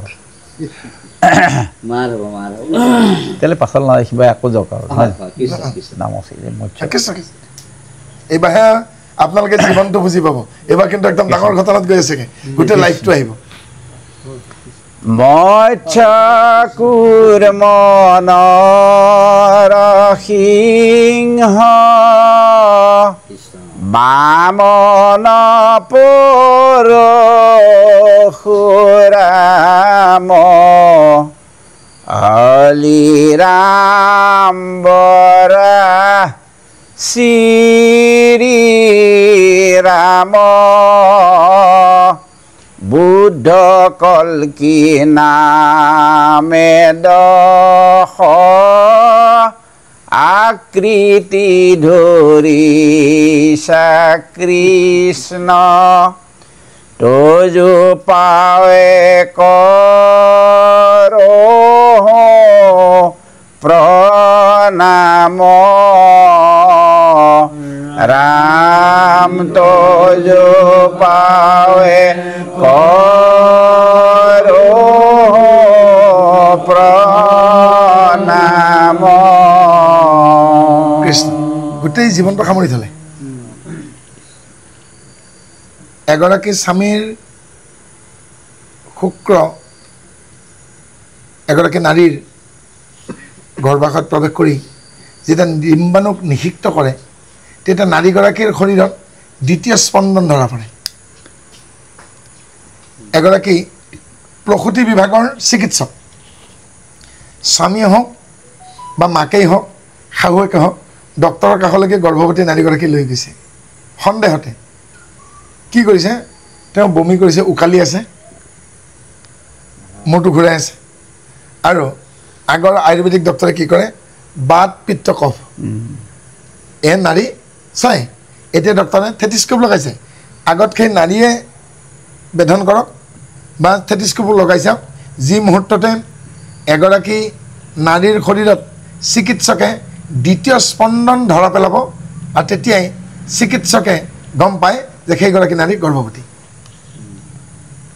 এজন পুৰুষৰ বা এগৰাকী নাৰীৰ এটাহে হৃদয় স্পন্দন যি মুহূৰ্ততে দ্বিতীয় স্পন্দন ধৰা পৰিব তাৰমানে গৰ্ভত স্থিতি হোৱাৰ সন্তানটোৰ স্পন্দন কৃষ্ণ আজি আমি নতুন কথা এটা পালোঁ নে চিকিৎসা শাস্ত্ৰৰ এটা গোপন কথা আমি শাস্ত্ৰত পালোঁ আজি যে এগৰাকী নাৰীক তেতিয়াই চিকিৎসকে গৰ্ভৱতী বুলি ঘোষণা কৰে যেতিয়াই নাৰীগৰাকীৰ শৰীৰত দ্বিতীয় স্পন্দন প্ৰমাণিত হয় দ্বিতীয় স্পন্দন অনুভূতিটো কি ইয়াত চালে ধিপধিপনিটো নাপাব জানো দুটা ধিপধিপনি পাব তাৰমানে আপোনাৰ ধপধপনি এটাহে হাৰ্ট আপোনাৰ এটা হাৰ্ট নহয় জানো আৰু সেইফালে গৰ্ভস্থ সন্তানটোৰ স্থিতি লোৱাৰ পৰা ধপধপনি আৰম্ভ হ'ব কৃষ্ণ গৰ্ভস্থ সন্তানৰ ধপধপনিটো মাতৃৰ নাৰ্ভত আহি যাব দুটা পাইছে বুজি দুটা যেতিয়া পৃথক ধপধপনি আহিব তেতিয়া ডক্টৰে গম পাই গ'ল এওঁ গৰ্ভৱতী ভাল খবৰ আছে কৃষ্ণ ভাল খবৰ আছে নহয় জানো গম পালে এতিয়া গতিকে পিতৃৰ ঔৰসৰ পৰা মাতৃ গৰ্ভত স্থিতি হোৱা সময়খিনি গৰ্ভধান ফাৰ্ষ্ট ষ্টেপ লাষ্ট ষ্টপেজ কি এইটো যদি ফাৰ্ষ্ট ষ্টপেজ লাষ্ট ষ্টপেজ কোনটো বাৰু শেষ নিশ্বাস ত্যাগ কৰা সেইটো লাষ্ট ষ্টপেজ নহয় জানো এই দুইটা ষ্টপেজৰ মাজৰ এই 10টা ষ্টপেজ দশাৱতাৰ মৎস্যকুৰ্ম নৰখন দশাৱতাৰ নহয় জানো কিন্তু এই দশাৱতাৰৰ ভিতৰত কিন্তু কৃষ্ণ নামটো নাই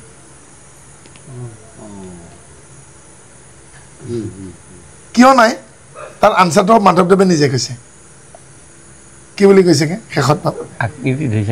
আকৃতি ধৰিছে কৃষ্ণ বুদ্ধকল কি নামে দখ আকৃতি ধৰিছে আকৃতিহে ধৰিছা তেওঁতো নিৰাকাৰ তেওঁ নিৰাকাৰ নহয় জানো গতিকে ভগৱন্তৰ স্বৰূপ তিনিটা সগুণ সাকাৰ নিৰ্গুণ সাকাৰ নিৰ্গুণ নিৰাকাৰ আমি সগুণ সাকাৰ তাৰমানে আমি সাত্বিক ৰাজসিক তামসিক তিনি গুণৰ ভিতৰত নাই জানো গতিকে আমি সগুণ সাকাৰ ব্ৰহ্মা বিষ্ণু মহেশ নিৰ্গুণ সাকাৰ ৰূপ নাই জানো ব্ৰহ্মা বুলি ক'লে 4টা মূৰ 4খন হাত হাঁহত বাহন নহয় জানো 4খন হাতত কি আছে বাৰু এখন হাতত বিধি এখন হাতত কমণ্ডলু নহয় জানো এখন হাতত পদুমৰ কলি আৰু শেষৰ হাতখনত কি আছে বাৰু অক্ষমালা পিছত কম বাৰু সেইটো দেই এওঁ ব্ৰহ্মা বিষ্ণু বুলি ক'লে শংখচক্ৰ গদা পদ্ম কৰতে তোমাৰ গৰুৰ বাহন শিৱ বুলি কোৱাৰ লগে লগে কঁকালত বাঘৰ ছাল হাতত ত্ৰিশূল বান্ধি থোৱা আছে ডমৰু মূৰত জতা ডিঙিত সৰ্পৰ মালা নিৰ্গুণ শাখা বুলি যে ক'লে ব্ৰহ্মা গতিকে তেওঁলোকতো ধৰক গুণাতীত নহয় কৈ আছো গুণাতীত পিছত যাবগৈ নিৰ্গুণ শাখাৰ তাৰমানে ব্ৰহ্মা বিষ্ণু মহেশ নিৰ্গুণতে থোৱা হৈছে আমিহে সগুণ কিয় কাৰণে পৰম ব্ৰহ্মৰ অংশ হয় নহয় জানো আৰু পৰম ব্ৰহ্মৰ অংশ হ'লে তেওঁলোকতো আমাৰ গুণত থাকিব তেওঁলোকো নিৰ্গুণ দেই আৰু শেষত গৈ পেলাই পৰম ব্ৰহ্ম নিজে নিৰ্গুণ নিৰাকাৰ তেওঁ গুণৰ ভিতৰত আনিব নোৱাৰে আৰু সেই ঘোষণা কৃষ্ণই অৰ্জুনক গীতাৰ 2য় অধ্যায়ৰ মানে সাংখ্য যুগৰ 45 নম্বৰ শ্লোকত সিদ্ধান্ত দিছে ত্ৰৈগুণ্য বিষয়া বেদা নিস্ত্ৰৈগুণ ভৱাৰ্জুনা নিৰ্দণ্ড নিত্য সদস্থ নিৰোগসম আত্মমান সত্য ৰজতম 3 গুণৰ ভিতৰত সমস্ত চৰাচৰ মই কিন্তু ত্ৰিগুণাতীত নিস্ত্ৰৈগুণা নিশ্চয় গুণ মানে ত্ৰিগুণাতীত মই কিন্তু 17,000 তম 3 গুণৰ অতীত আৰু তেওঁক গুণেৰে বান্ধিব নোৱাৰি তেওঁৰ চিন্তনৰ অতীত মননৰ অতীত জপনৰ অতীত ভজনৰ অতীত ৰমণৰ অতীত স্মৰণ আনিব পাৰে বাৰু তাৰ সিদ্ধান্ত মহাপুৰুষ মাধৱদেৱে 815 নম্বৰ ঘোষাত দিছে অচিন্ত অনন্ত শকতিৰ প্ৰতি হৰি হৰি হৰি তুমি কৃপাময় দেৱ অগতিৰ গতি তেওঁ যে চিন্তনৰ অতীত মননৰ অতীত ভজনৰ অতীত ৰমণৰ অতীত জপনৰ অতীত কল্পনাৰ অতীত ভাৱনাৰ অতীত সেইকাৰণে ক'লে অচিন্ত অনন্ত যিজন চিন্তাৰ অতীত চিন্তাৰ বাহিৰত সিদ্ধান্ত হ'ব হয়নে এতিয়া আমি অৱতাৰ গীতালৈকে আহিছোঁ আমাৰ জীৱন চক্ৰতে হওক মাতৃগৰ্ভত স্থিতি হ'ল আৰু স্থিতি হৈ একলাকে সন্তানটো কেনেকৈ বৃদ্ধি পাব শংকৰদেৱে ব্যাসদেৱৰ মূল ভাগৱতৰ পৰা আনি তৃতীয় স্কন্ধ ভাগৱতত কপিল দেৱহূতি সম্বাদৰ জৰিয়তে 2টা অধ্যায় দিছে জীৱৰ তামসিক গতি সন্তান স্থিতি হ'লে লাগিব 10 দিনত কি এটা বগৰী গুটিৰ সমান হ'ব বদৰী ফলৰ সমান নহয় জানে এনেকৈ গৈ পেলাই যিদিনাখন 5 মাহ হ'ব 20 সপ্তাহ যিদিনাখন হ'ব তাৰ ভোক লাগে সন্তানৰ ভোক লাগে সেইকাৰণে পঞ্চামৃত খুৱাই নহয় জানো সপ্তাহ হিচাপতহে জোখে দেই আৰু মাতৃগৰ্ভত সন্তানটো কেনেকৈ মাছে যেনেকৈ পানীত খেতৰে এটা পানীৰ বেলুনৰ ভিতৰত থাকে উইদিন ফেলোপিয়ান টিউবছ সেইটোৱে মৎস্য অৱতাৰ পানীত মাছে খাতৰি থকা মৎস্য অৱতাৰ নাই জানো সন্তান এইবাৰ 10 মাহ 10 দিনৰ ভিতৰত 2 দিন আগপাছ উপজিল ভূমিষ্ঠ হ'ল কি কৰিব এতিয়া মাকে বিচনাত থ'ব বিচনাত থ'লে বিচনাত খাতৰি দাঁতৰি নাথাকিব জানো বিচনাখনেই সন্তানটোৰ কাৰণে সাগৰ কুৰ্ম অৱতাৰ হ'লে ক্ষীৰদধি থিৰে লক্ষ্য প্ৰহৰ পন্থ জুৰিলে খৰি যেন বিচনাখনেই সমুদ্ৰ হয়নে মৎস্যকুমাৰ নৰসিংহ এইবাৰ আঁঠু কাঢ়িব আঁঠু নাকাঢ়িবনে চুচৰি ফুৰিব যে এতিয়া আমাৰ বুঢ়া মানুহ যিবিলাক আছে চবৰ আঁঠুবিলাক কলা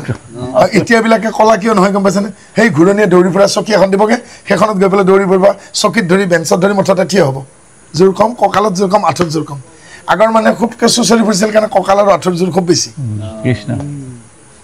আগৰ এখেতসকলৰ কিলাকুটি আৰু আঁঠু একদম এওঁ চামৰা যিমান বগা ন কলা চুচৰি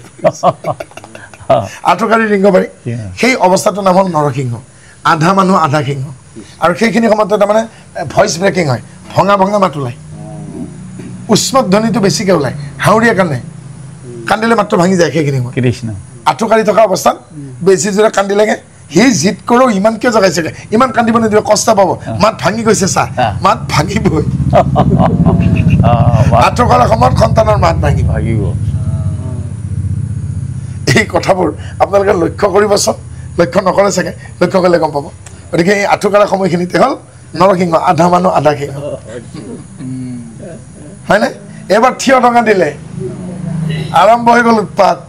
অকলে নোৱাৰে বডিগাৰ্ড লগা হ'ল বামন অৱতাৰ সেই 1 নম্বৰ চেণ্ডেল নিপিনে বাপেকৰ চেণ্ডেল চুচৰাই ফুৰিব চাদৰ পালে কইনা হৈ যাব ডাঙৰ চেণ্ডেল পালে চাদৰ পালে কইনা হ'ব উৰণি ল'ব লিপষ্টিক পালেতো কথাই গোটেই গালে তাকি ল'ব এই অৱতাৰ হ'ল বামন নহয় জানো মৎস্যকুৰ্ম নৰসিংহ বামন পৰশুৰাম এই বামনৰ পাছৰ অৱতাৰটোহে গণ্ডগোলীয়া পৰশুৰাম অৱতাৰ পৰশুৰাম অৱতাৰে কি কৈছিলগৈ কোঠা ধৰণ আছিল জানো হয়নে যে কোঠা ধৰি পেলাই সত্যক নিসত্য কৰিছিল এইখিনি সময়তে মাকে শাক পাচলি কাটি আছে এই গেছৰ পৰা কুকাৰ নমাব যাওঁতে দিলে কটাৰী ধাত দেউতাকে দৈ কৰ্ম কৰি আছেগৈ ল'লে চুৰিখন কাঢ়ি মুঠতে অস্ত্ৰ শস্ত্ৰৰ প্ৰতি আকৰ্ষিত হোৱাৰ সময় বেলেগ নালাগে বাপেকে দাড়ি খুৰা ৰেজাৰ পাতো আনি পেলাই চুচি পঠালে খালী গালখনতে মুঠতে অস্ত্ৰ শস্ত্ৰ ব্লেড শেষ হোৱাৰ পৰা সাৱধান সেইখিনি সময়ত বামনৰ পাছৰ অৱস্থা পৰশুৰাম মৎস্যকুমাৰ নৰসিংহ বামনৰ পৰশুৰাম এবাৰ হলিৰাম কমপ্লেইন দিয়া বয়স ইতিমধ্যে মাক বাপেকে ভাবা চিন্তা কৰিলে আমাৰ গাড়ী দুখন আৰু এটা ষ্টপেজ আগবঢ়াই লৈ যাওঁ কাৰণ আৰু এটা সন্তান আহিল ইতিমধ্যে সিও ডাঙৰ হ'ল ভাইটিয়ে মাটি খাইছে ভাইটিয়ে চেপা খাব ভাইটিয়ে নামঘৰত সোমাইছে এতিয়া জুই ঢাপ দিব কমপ্লেইন কৰা নকৰে জানো দাদা বলভদ্ৰে দিলে কল খাইলে কৃষ্ণ মাটি একো দল পলাই সাৰিব ক'ত আজি গোপাল কোবাই ফাৰিব তোৰ পিঠিৰ ছাল তাতে মাধৱদেৱৰ বেছি দুখ লাগি কম্পিত মাধৱক গাই দিলে কৃষ্ণ কৃষ্ণ কিন্তু তপ খাইলা জগতৰ হৰি তুমি ৰাখুৱাল পাইলা যাক ঋষিমুনিয়ে তপস্যা কৰি থাকে তুমি একতা গৰুকে ৰাখুৱাল কৰি পাইছা আৰু কৃত্ৰিম আৰু খাবি কাণত ধৰি যেতিয়া এচাৰিডাল দেখুৱাইছেগে কপি থকা নাই জানো থৰথৰকে কপিছে যাক ঋষিমুনিসকলে ধ্যানৰ বস্তু তেওঁ আকৌ সাধাৰণ মায়া মাতৃৰ আজি ভয়ত কপি আছে কম্পিত মাধৱ কাৰণ বলৰামে কমপ্লেইন দিছে মোক মাৰ মোক বলে তো হাহাকাৰ লাগিল বাইলেন্ত বেন্ত বনমালি কি দেখলে যশোদাখন ধৰি দেখে সমস্ত জগতৰ গৰ্ভতে আছে নাই জানো হলিৰাম ইয়াৰ পিছত কি হ'ল সেইবাৰে আচল গণ্ডগোলে বৰা বৰা নহয় জানো তো ব্ৰহ্মাই সৃষ্টি কৰিলে সৃষ্টি কৰি পেলাই সেইখিনি সময়তে মনুক সৃষ্টি কৰিছে মনুৱে কৈছে মোক জাগা দিওঁ মই ক'ত ৰাজত্ব কৰিম মনু ক'লে তুমি পৃথিৱীৰ ৰজা হোৱা আৰে ৰজাটো হ'ম মোৰ প্ৰজা থাকিব ক'ত জাগাই নাই পৃথিৱীখন পানীৰ তলত ভাবা চিন্তা কৰি থাকোঁতে নাকটো খুৰকে হাত চৌ বুলি কৈ দিয়াৰ লগে লগে কিবা এটা হ'লে কি বস্তু এইটো আৰে বাপৰে এইটো গাহৰি পোৱালি সৰু এটা লাহে লাহে ডাঙৰ হ'ল হে প্ৰভু কি হ'ল বহুত ওখ হৈ গ'ল চাই থাকোঁতে বৰাহে পানীত নামি গ'লেই পানীত নামি গৈ পেলাই দাঁতৰ আগত পৃথিৱীক উদ্ধাৰ কৰি লৈ গৈছিল লগে লগে হিৰণ্যকে কৈছে এইটোতো মোৰ সম্পত্তি মোৰহে সম্পত্তি লাগি গ'ল তই মই যুঁজ নহয় জানো এই বৰাহৰ সময়টো হ'ল ডেকা কাল যি কালত মানুহৰ ডেকা ল'ৰা মনলৈকে প্ৰেম আহে দেই একেবাৰে সৰুতে সৰু ল'ৰা ছোৱালীৰ লিংগভেদ নাথাকে মানে কোনটো ল'ৰা কোনটো ছোৱালী তেওঁলোকে একো বুজি নাপায় একেলগে খেলে যিদিনাখনে ছোৱালীয়ে কন্যাকাল পায় লগে লগে মাকে আঁতৰাই আনে আজি ডাঙৰ হ'লি গাভৰু হ'লি পুষ্পিতা হ'ল তুলনি হ'ল বিভিন্ন শব্দ কয় কৈ পেলাই কি কয় আজিৰ পৰা ল'ৰাৰ লগত আৰু নেখেলিবি বেলেগে থাকিবি আৰু বাধা দিলে বৃদ্ধি হয় যিমানে আঁতৰাই ৰাখিব চুম্বকৰ আকৰ্ষণ কিমানে বেছি হয় নৰ্থ পল পইণ্টিং চাউথ চেম পল বিট্ৰেক্টেড বিপৰীত লিংগৰ প্ৰতি আকৰ্ষণ মনতে কল্পনা ধুৱাওঁতে ক'ৰবাত যদি ক'লে দীঘল কল এডাল পুতি দিলে দেখিলি নহয় এই কলগছডালেতো ইয়াত দৰা হ'ব আৰু মনতে কল্পনা কৰে মোৰ হ'বলগীয়া মানুহজন এনেকুৱা হ'ব আৰু সেইদিনাখনে তেওঁৰ কোচত এটা পুতলা তুলি দিয়ে জপাটো থোৱা বুলি নকয় জানো তুলনি আইসকলে জানে নহয় জপাটো বেলেগ ঘৰত নথয় জানো সেইদিনাখনে তেওঁ এটা কল্পিত সন্তান দিয়ে গামোচাখন গাঁঠি মাৰি কানাই কানাই বুলি কানাই নকয় জানো কানাইটো জপাত থাকিল সেই কানাইটো ক'ত লাগিব বিয়াৰ দিনাখন লাগিব বিয়াৰ দিনাখন লাগিব আৰু বিয়াৰ দিনাখন তেতিয়া কইনা দৰা ক'ব লাগে যদি হুমপুৰে হে স্বামী মই কন্যাকাল পাওঁতে মই এটা কল্পিত সন্তান আছিল আজিৰ পৰাতো আপুনি মোৰ স্বামী যে মই কন্যাকাল পাওঁতে যিটো কল্পিত সন্তান আছিল সেই সন্তান আপুনি পিতৃ হ'বনে নহয় আৰে গোসানী আজিৰ পৰাহে তুমি মোৰ পত্নী ইয়াৰ আগতে তুমি কাৰ লগত কি কল্পিত কৰিছা মই তাৰ আগত কি হ'ব জানো যদি মই তোমাৰ স্বামী হ'ব লাগে তুমি মোৰ পত্নী ইয়াক জুইত জাপি দিয়া কল্পিত সন্তানক অগ্নিত জাপি দিয়াৰ লগে সি অপবিত্ৰ হৈ গ'ল সেইকাৰণে দৰা কইনা ভিতৰত সোমাই পেলাই যোৱাৰ পিছত ওলাই আহি হোম কৰা নাচায় দৰা কইনা যেতিয়া ভিতৰত যাব সেইখিনি গোটেইখিনি চাফা কৰি পানী ঢালি দিয়ে কাৰণ সেইখিনি অপবিত্ৰ হৈ গ'ল এই কথাটো অনুভৱ মই কৰা নাই ভালে বুজি সেইকাৰণে দৰা কইনা আহি পেলাই হোমৰ জুই চাবলৈকে দিয়া নহয় তাৰ পাছত আমাৰ বিবাহ বিধিত ৮০টা মন্ত্ৰ লাগে ১৮ নম্বৰৰ পৰা ২০ নম্বৰলৈকে যিকেইটা মন্ত্ৰ লিখা আছে ডেকা গাভৰু সন্মুখত থাকিলে কোৱা মানা অকণমান অশান্তি পাব এই ৮ মহমৰা কথা যি নহওক সিও পাঁচটা সিও পাঁচটা দেই যি কি নহওক আৰু গতিকে সেইকাৰণে আমি সেই ১৮ পৰা ২০ নম্বৰ এই ৩টা মন্ত্ৰ আমাৰ বিবাহ বিধিখনত আঁতৰাই থোৱা হ'ল তাৰমানে সমাজৰ সন্মুখত তুমি উৰু প্ৰসাৰণ কৰিবা মই পিতৃ হ'বলৈকে আগবাঢ়ি যাম এইবিলাক শোভা নাপায় নহয় জানো আৰু সেইকাৰণে বহু ভাবি চিন্তি দীননাথ ডেকা বাপ সোণাৰাম চুতীয়া এটা এওঁলোকে আৰু প্ৰথমতে আমাৰ কোন আছিল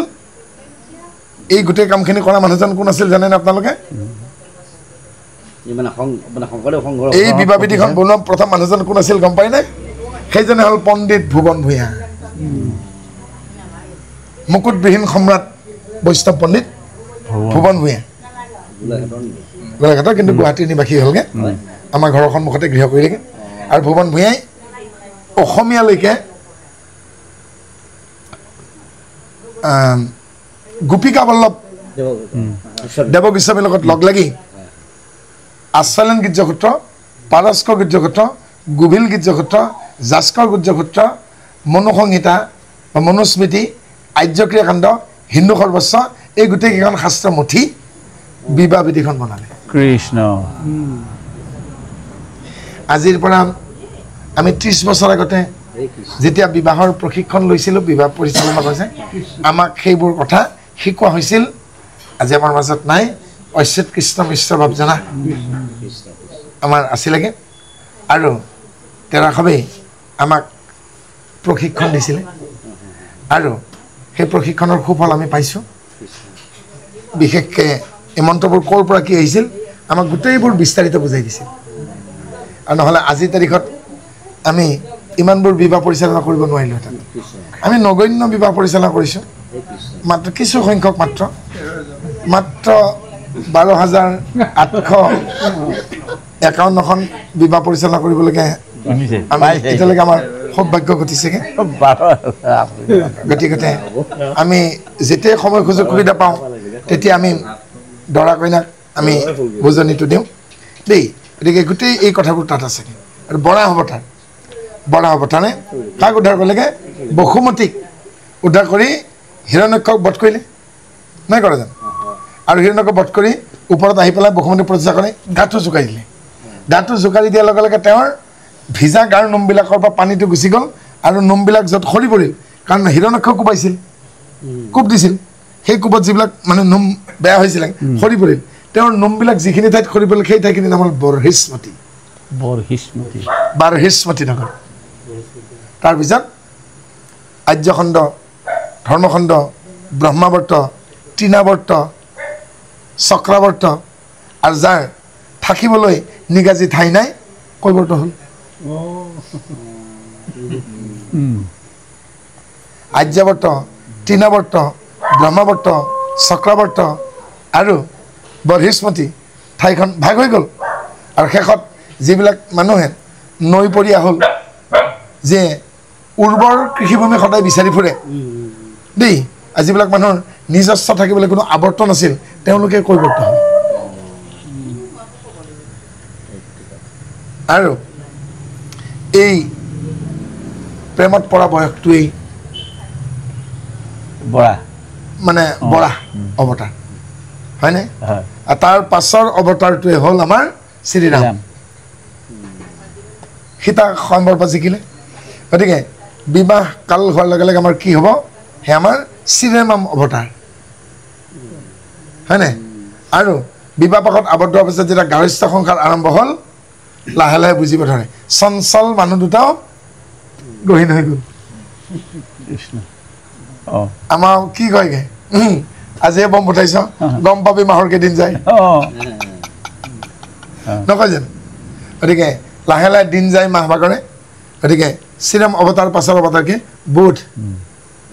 মানে জ্ঞান এদিনা এতিয়া যেতিয়া সেই বিবাহিত নাৰীগৰাকীৰো এগৰাকী কন্যা সন্তান জন্ম পাব 5টা বজাৰ ঠাইত যেতিয়া 7টা বাজিবগৈ মাকৰ চিন্তা নালাগিবনে কাৰণ ছোৱালীজনীৰ জীৱনটোক এখন বগা চাদৰৰ লগত তুলনা কৰা হয় এটা তিল পৰিলেও চিনি পায় দেউতাকে যে গালি পাৰিছিল এচৰ দিছিলোঁ যে সেইদিনাখন মন পৰে আজিহে মনত পৰিছেগৈ দেউতাই মোক কিয় চৰাইছিল এতিয়া নিজৰো সেই গতি আজিলৈ ভুঞ্জিব লাগে অভিজ্ঞতা হয়গৈ এদিন ময়ো ছোৱালী আছিলোঁ অলপ সাৱধানে চলিবি দিনকাল বেয়া হ'ল সন্ধিয়াৰ আগতে ঘৰ পালে ভাল তাৰমানে বুধ জ্ঞান হ'ল ল'ৰাটোৰ অভিজ্ঞতা হ'ল চিম্পল আমি যদি a+b হোল স্কোয়াৰ কৰোঁ কি হ'ব কওক twice ab plus b square a square plus b square plus twice ab তাৰমানে ল'ৰাটোৰ নাম অনল ছোৱালীৰ নাম বৰ্ণালী তাহলে কেব অনল যোগ বৰ্ণালী হোল স্কুৱেৰ এতিয়া আমি কি পাম অনল স্কুৱেৰ প্লাছ বৰ্ণালী স্কুৱেৰ প্লাছ টুৱাইচ অনল বৰ্ণালী তাৰমানে বিবাহিত জীৱন এই ব্ৰহ্মচৰ্য জীৱনতকৈ অভিজ্ঞতা পুষ্ট নহয় জানো গতিকে বিবাহিত হোৱাৰ পিছত সন্তানৰ পিতৃ হোৱাৰ পিছত তেওঁ ব্ৰহ্মচৰ্য বা গাৰ্হস্থ্যত প্ৰৱেশ নকৰিলে জানো গতিকে গাৰ্হস্থ্যত প্ৰৱেশ কৰা এজন ব্যক্তিৰ এই বিয়া নকৰা মানে অবিবাহিত জীৱনতকৈ অভিজ্ঞতা যথেষ্ট নহয় জানো গতিকে অনল স্কুৱেৰ অবিবাহিত বৰ্ণালী যেতিয়া বিবাহিত হ'ল সন্তান হওক নহওক পিছৰ কথা এইবাৰ তেওঁলোকৰ দুজনৰ আকৌ যৌথ অভিজ্ঞতা হ'ল সেই যৌথ অভিজ্ঞতাটো টুৱাইচ এবি সন্তানটো নহ'বও পাৰে কাৰোবাৰ কিন্তু নহ'লেওতো সাংসাৰিক জীৱনত কি হয় ক'ত ক'ত স্পীড ব্ৰেকাৰ থাকে ক'ত ক'ত জেওৰা উঘালিব লাগে দুইটাটো অভিজ্ঞতাখিনি হৈ গ'ল বিয়াৰ পিছত কিখিনি অভিজ্ঞতা হয় কি ঘটনা হয় এনেটো জনা হৈ গ'লগৈ নহয় জানো অনুকূল কি প্ৰতিকূল কি জনা হৈ গ'লগৈ সেইখিনি হ'ল টুৱাইচ এবি অনল আৰু বৰ্ণালীৰ অভিজ্ঞতা নহয় জানো এইখিনি বুধ এইবাৰ কি হ'ব ধৰি লওকচোন অনল আৰু বৰ্ণালীৰ 4টা ল'ৰা জন্ম হ'ল ABCD A for Amlan B for Biplab C for Chandan D for Dipjyoti এতিয়া মাক বাপেকৰ সম্পত্তি 4 ভাগ হ'ব মাটি আছিল 2 বিঘা এবিঘাত কিমানকৈ পাম 5 কঠা তে 2 বিঘাত কিমান হ'ব 10 কঠা এবাৰ ভাগত কিমানকৈ পাব 8 কঠা কিন্তু মাটিখিনি তেৰা বেৰা ক'ৰবাত ঘৰ আছে ক'ৰবাত খালী মাটি কোনোবাই 2 কঠা কোনোবাই 3 কঠা আৰু একে মাকৰ সন্তান হয় একে বাপকৰ সন্তান হয় একে মাকৰ গাখীৰ খোৱাৰ পাছত ইটোৰ ডিঙিত সিটোৱে ডাঠ হ'ব কল কি তেতিয়া আপুনি গাই দিয়ক আৰু কলিৰ শেষতো হয় বা কলকে কাটি মাৰি কয় ন কিয় কাৰণে হ'ল নিচিতেশ্বৰ ৰণ নাম নল মাৰ সদায় এপ্ৰমত্ত লোক পাখ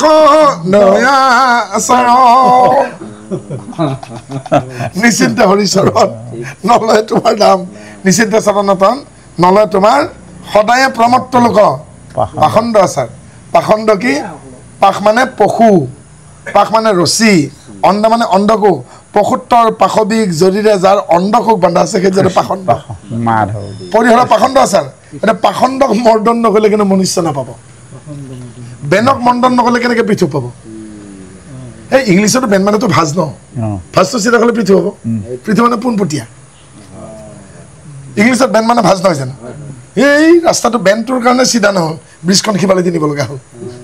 নহ'লেতো চিধা ইফালে মানে নিমাতী ঘাট হৈ পেলাই মানে পঠিয়াগাঁও পাওঁ পঠিয়াগাঁও মানে কল্যাণী পৰা ইফালেতো গলে পেলাই হৈ পেলাই একদম পৰা দিশমুখ উঠাই দিলোহেঁতেন ছটা নিব লগা নহ'ল জানো বেনটো কৃষ্ণ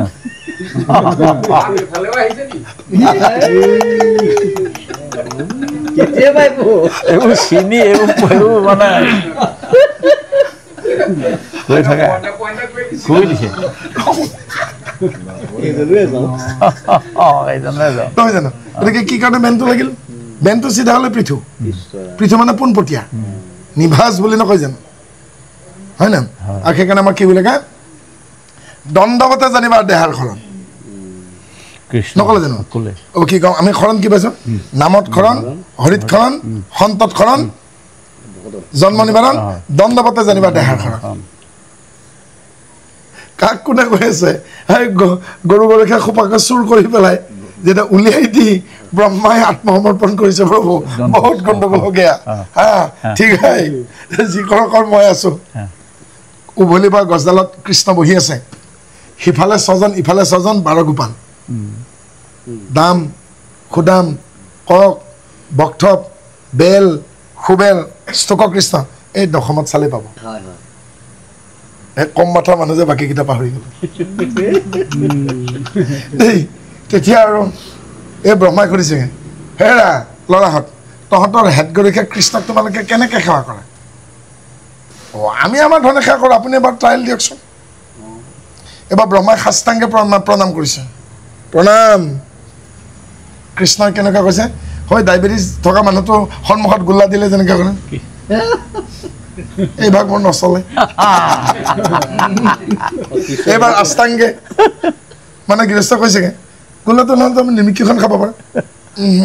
বোলে কিয় বোলে তোৰ পৰা ৰস ওলাই পেলাই নিমকিখনো গা ধুইছে ৰসগোল্লা পৰা নিমকি লৈ গৈছে নাখায় ডায়েবেটিছত অষ্টাংগটো নহ'ল মূৰ খোজাব ধৰিছেগৈ এতিয়া ভাবিলে গৰখীয়া বেলেগে উকনি হ'ল নেকি সেইডালৰ সৃষ্টিকৰ্তা ব্ৰহ্মা বুলি ধৰিব পৰা নাই এটা বুঢ়া মানুহ বুলি ভাবিছে আৰু অদ্ভুত ধৰণৰ বুঢ়া মানুহ এনেকৈ কাৰোবাৰ 4টা মূৰ থাকিবও পাৰে কাৰণ কৃষ্ণ কৈছেগৈ যাৰ এটা মূৰ এডাল নেগুৰ সেইটো হ'ল সৰ্প যাৰ এডাল নেগুৰ বহুত মূৰ সেইটো হ'ল নাগ যেনে অনন্ত নাগ গতিকে সাপৰ যদি বহুত মূৰ থাকিব পাৰে মানুহৰো বহুত থাকিব পাৰে এইটো যে কেনেকৈ বেছিকৈ মূৰ থকা বুঢ়া মানুহ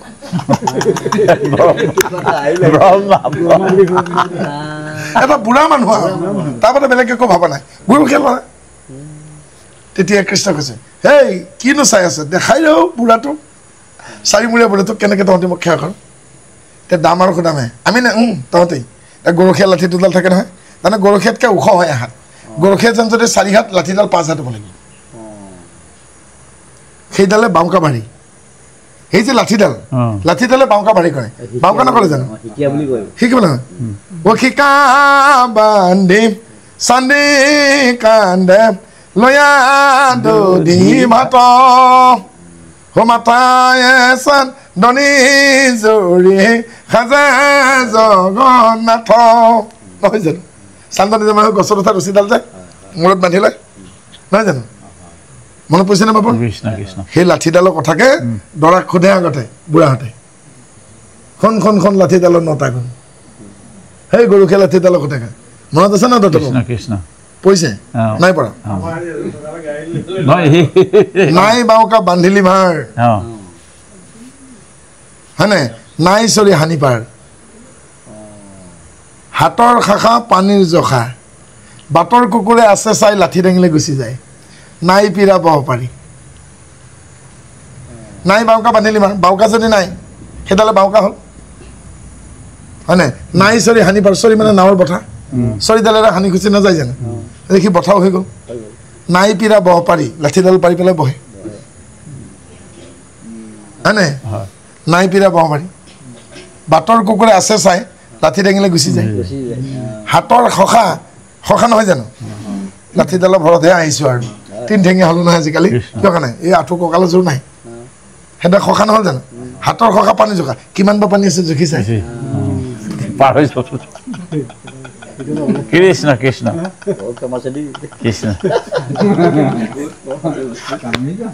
গতিকে দাম আৰু সুদামে সেই গৰখীয়া লাঠি দুডাল নহয় এই এনেকুৱাকৈ পেলাই দিছে কৃষ্ণ পেলাই পোনকৈ তাৰপিছত ব্ৰহ্মা কৈছে হে 4মূৰীয়া বুঢ়া মানুহটো আপুনি অনুগ্ৰহ কৰি সৌ সিফালে পিছফাললৈ ভৰি দুখন থৈ হাত দুখন কৃষ্ণৰ চৰণত লগাই দি ইয়াতে দীঘল দি পৰক তেতিয়া ব্ৰহ্মাই পিণ্ডকে এইফালে চাই বাৰীফালে চাই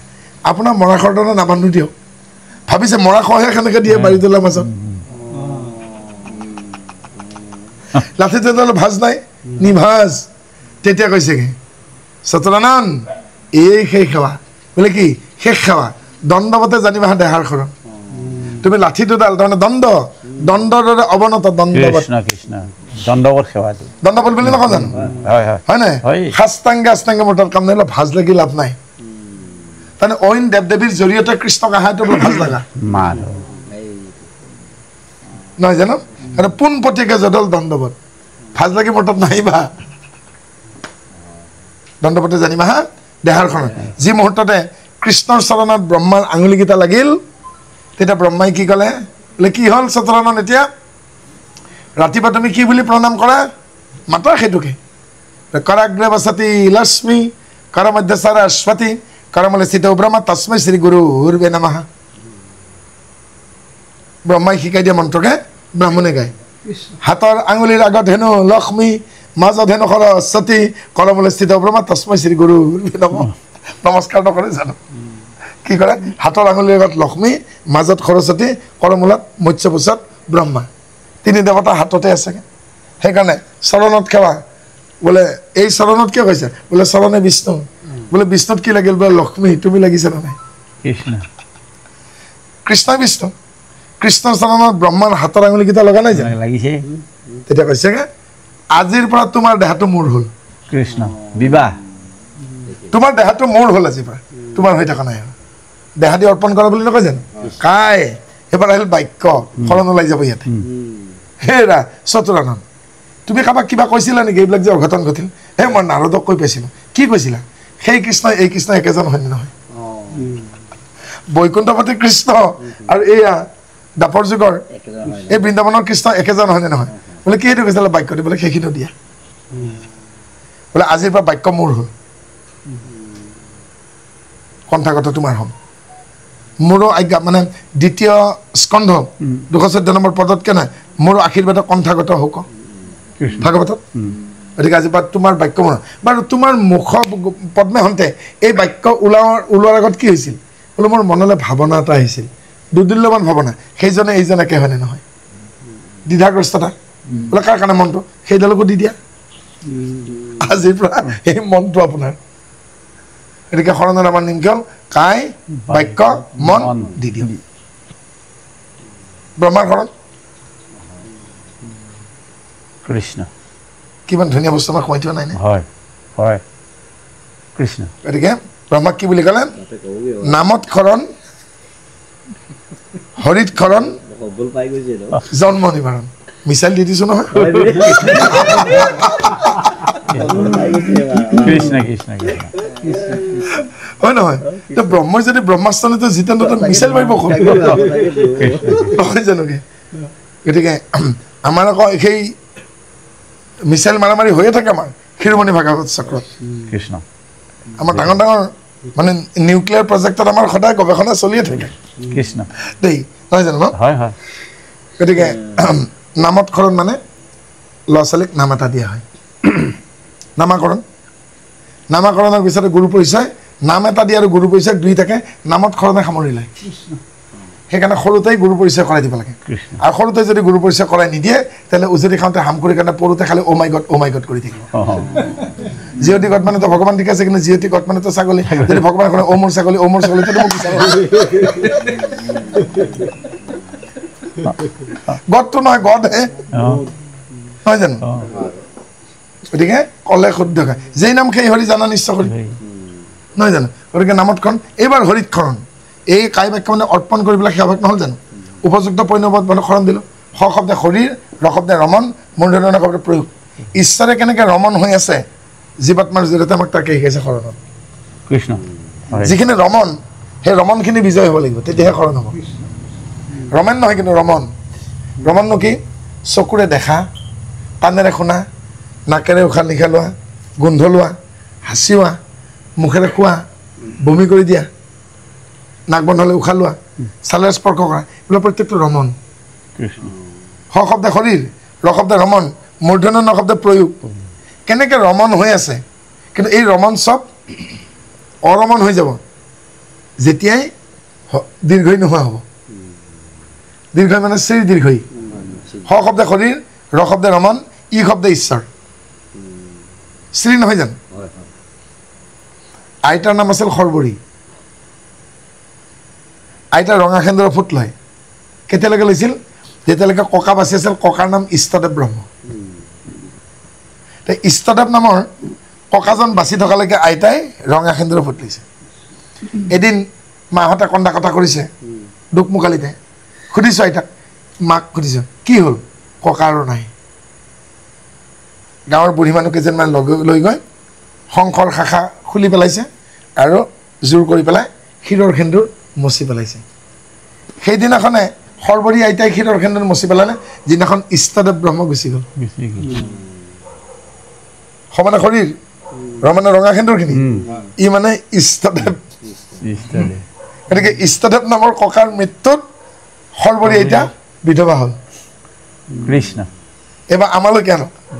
ই মানে ঈশ্বৰ সমানে শৰীৰটো ৰমানে ৰমন কাণেৰে শুনা চকুৰে দেখা নাকেৰে উশাহ লোৱা গোন্ধ লোৱা হাঁচি মৰা মুখেৰে খোৱা বমি কৰা সুহুৰিয়াই দিয়া কথা কোৱা স্পৰ্শ খোজ গমন কৰা আঙুলিৰে গোটেই ৰমন ই নামৰ ঈশ্বৰ ওলাই যোৱাৰ পিছত ৰমন থাকিব জানো মৰাশত চোতালত আনি থৈছে সৰু পুতেক আহি পোৱা নাই ডাঙৰ পুতেক আহি পাইছে জীয়েকে কান্দি আছে মাকে কান্দি আছে কিন্তু মৰাশতত মহ আৰু মাখি পৰিছে কৈছে নেকি খেদি দেও মোক মহ পাখিকেইটাকে খেদি দে ক'ব জানো মৰাশতে গম পাব জানো মই হয়তো এতিয়া নাকে মুখে ফুল দি দিছে গোন্ধ পাইছে নেকি ৰমন নাই অৰ্থাৎ যেতিয়া ঈশ্বৰ ওলাই যাব শৰীৰটোৰ পৰা ৰমন নিৰৰ্থক শেষত কি থাকিব সমানে কৰা গৰু মৰিলেও মানুহ মৰিলেও হাতী মৰিলেও এই ডাম্পাৰে গৰুটো খুন্দিয়াই থৈ গ'ল আমাৰ এই হেৰিত মেলেং তিনিআলি নিলে নাই খটো তাতে গৰুটো মৰিলেও গাঁওবুঢ়া মাকজনী মৰিলেও খটো নিলে নে পাকজুল ভাই নেযাবি এতিয়া খটো নিয়া নাই আমাৰ সীমাভাগী মানুহৰ খটো নিনিলে পাগত নোসোমায় সেইটো আমাৰ মহাপুৰুষীয়া নিয়ম সীমাভাগী মানুহ মৰিলেও আমাৰ পাগত নোসোমায় অলপ দেৰিকৈ সোমায় খটো নিলে দিয়া গতিকে কোনটো যাৰ ৰমন নাই আৰু ঈশ্বৰে ত্যাগ দিছে কৃষ্ণ গতিকে খটোৰ আমাৰ মনুষ্যলৈকে নশ্বৰ শৰীৰ ঈশ্বৰে এৰা দিয়া শৰীৰ নয়ে ঈশ্বৰ তৎপুৰুষ অব্যয়ভাৱ ক্ষমা কৈছে নশ্বৰ ন ঈশ্বৰ নশ্বৰ নয়ে তৎপুৰুষ অব্যয়ভাৱ ক্ষমা কৈছে ন ঈশ্বৰ নশ্বৰ হয়তো শ্ৰী গতিকে শ্ৰীটো কিন্তু চবতে লাগি আছে এজনী ক্ষীণ ছোৱালী অলপ চেহেৰাটো ভাল হ'ল এতিয়া মানে কি কোৱা আমাৰ ৰমেন বাপৰ ছোৱালীজনী অকণমান শ্ৰীবৃদ্ধি হৈছে তাতে দেখিবলৈ অকণমান শুৱনি হৈছে আমাৰ খগেন ভকতৰ ল'ৰাটো আকৌ দিনে দিনে জহি গৈছেগৈ কি হ'লেও তাক কিডাল হ'ল তাক কিবা বিসংগতি ঘটিল নেকি দিনে দিনে তাৰ শ্ৰীবৃদ্ধি নোহোৱা হৈছে যে হতশ্ৰী গৈছে যে বেয়া হোৱাটো হতশ্ৰী ভাল হোৱাটো শ্ৰীবৃদ্ধি শ্ৰীটো লাগি থকা নাই জানো ঐশ্বৰ্য বুলি কৈছে ঈশ্বৰৰ 8 ঐশ্বৰ্যৰ শ্ৰী অন্যতম আৰু এনেদৰে শ্ৰীটো কেতিয়াৰ পৰা কেতিয়ালৈকে লাগিব মাতৃ গৰ্ভত স্থিতি হোৱাৰ পাছত 10 মাহ 10 দিন সম্পূৰ্ণ হ'লে 2 দিন আগপাছ তেওঁ ভূমিষ্ঠ হোৱাৰ লগে লগে সন্তানটো যেতিয়া উশাহ ল'বলৈ আৰম্ভ কৰিব সন্তান এটাই নাৰী হওক বা পুৰুষ হওক বা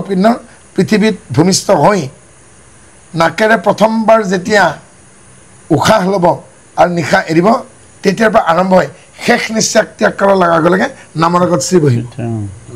শ্ৰী থাকি যাব শেষ নিশ্বাস ত্যাগ কৰাৰ পাছতে স্বৰ্গীয় নাই নাহে first exhale the oxygen and the last in the stoppage exhale the carbon dioxide প্ৰথমবাৰ অক্সিজেন প্ৰাণবায়ু উশাহ লোৱা আৰু শেষবাৰৰ বাবে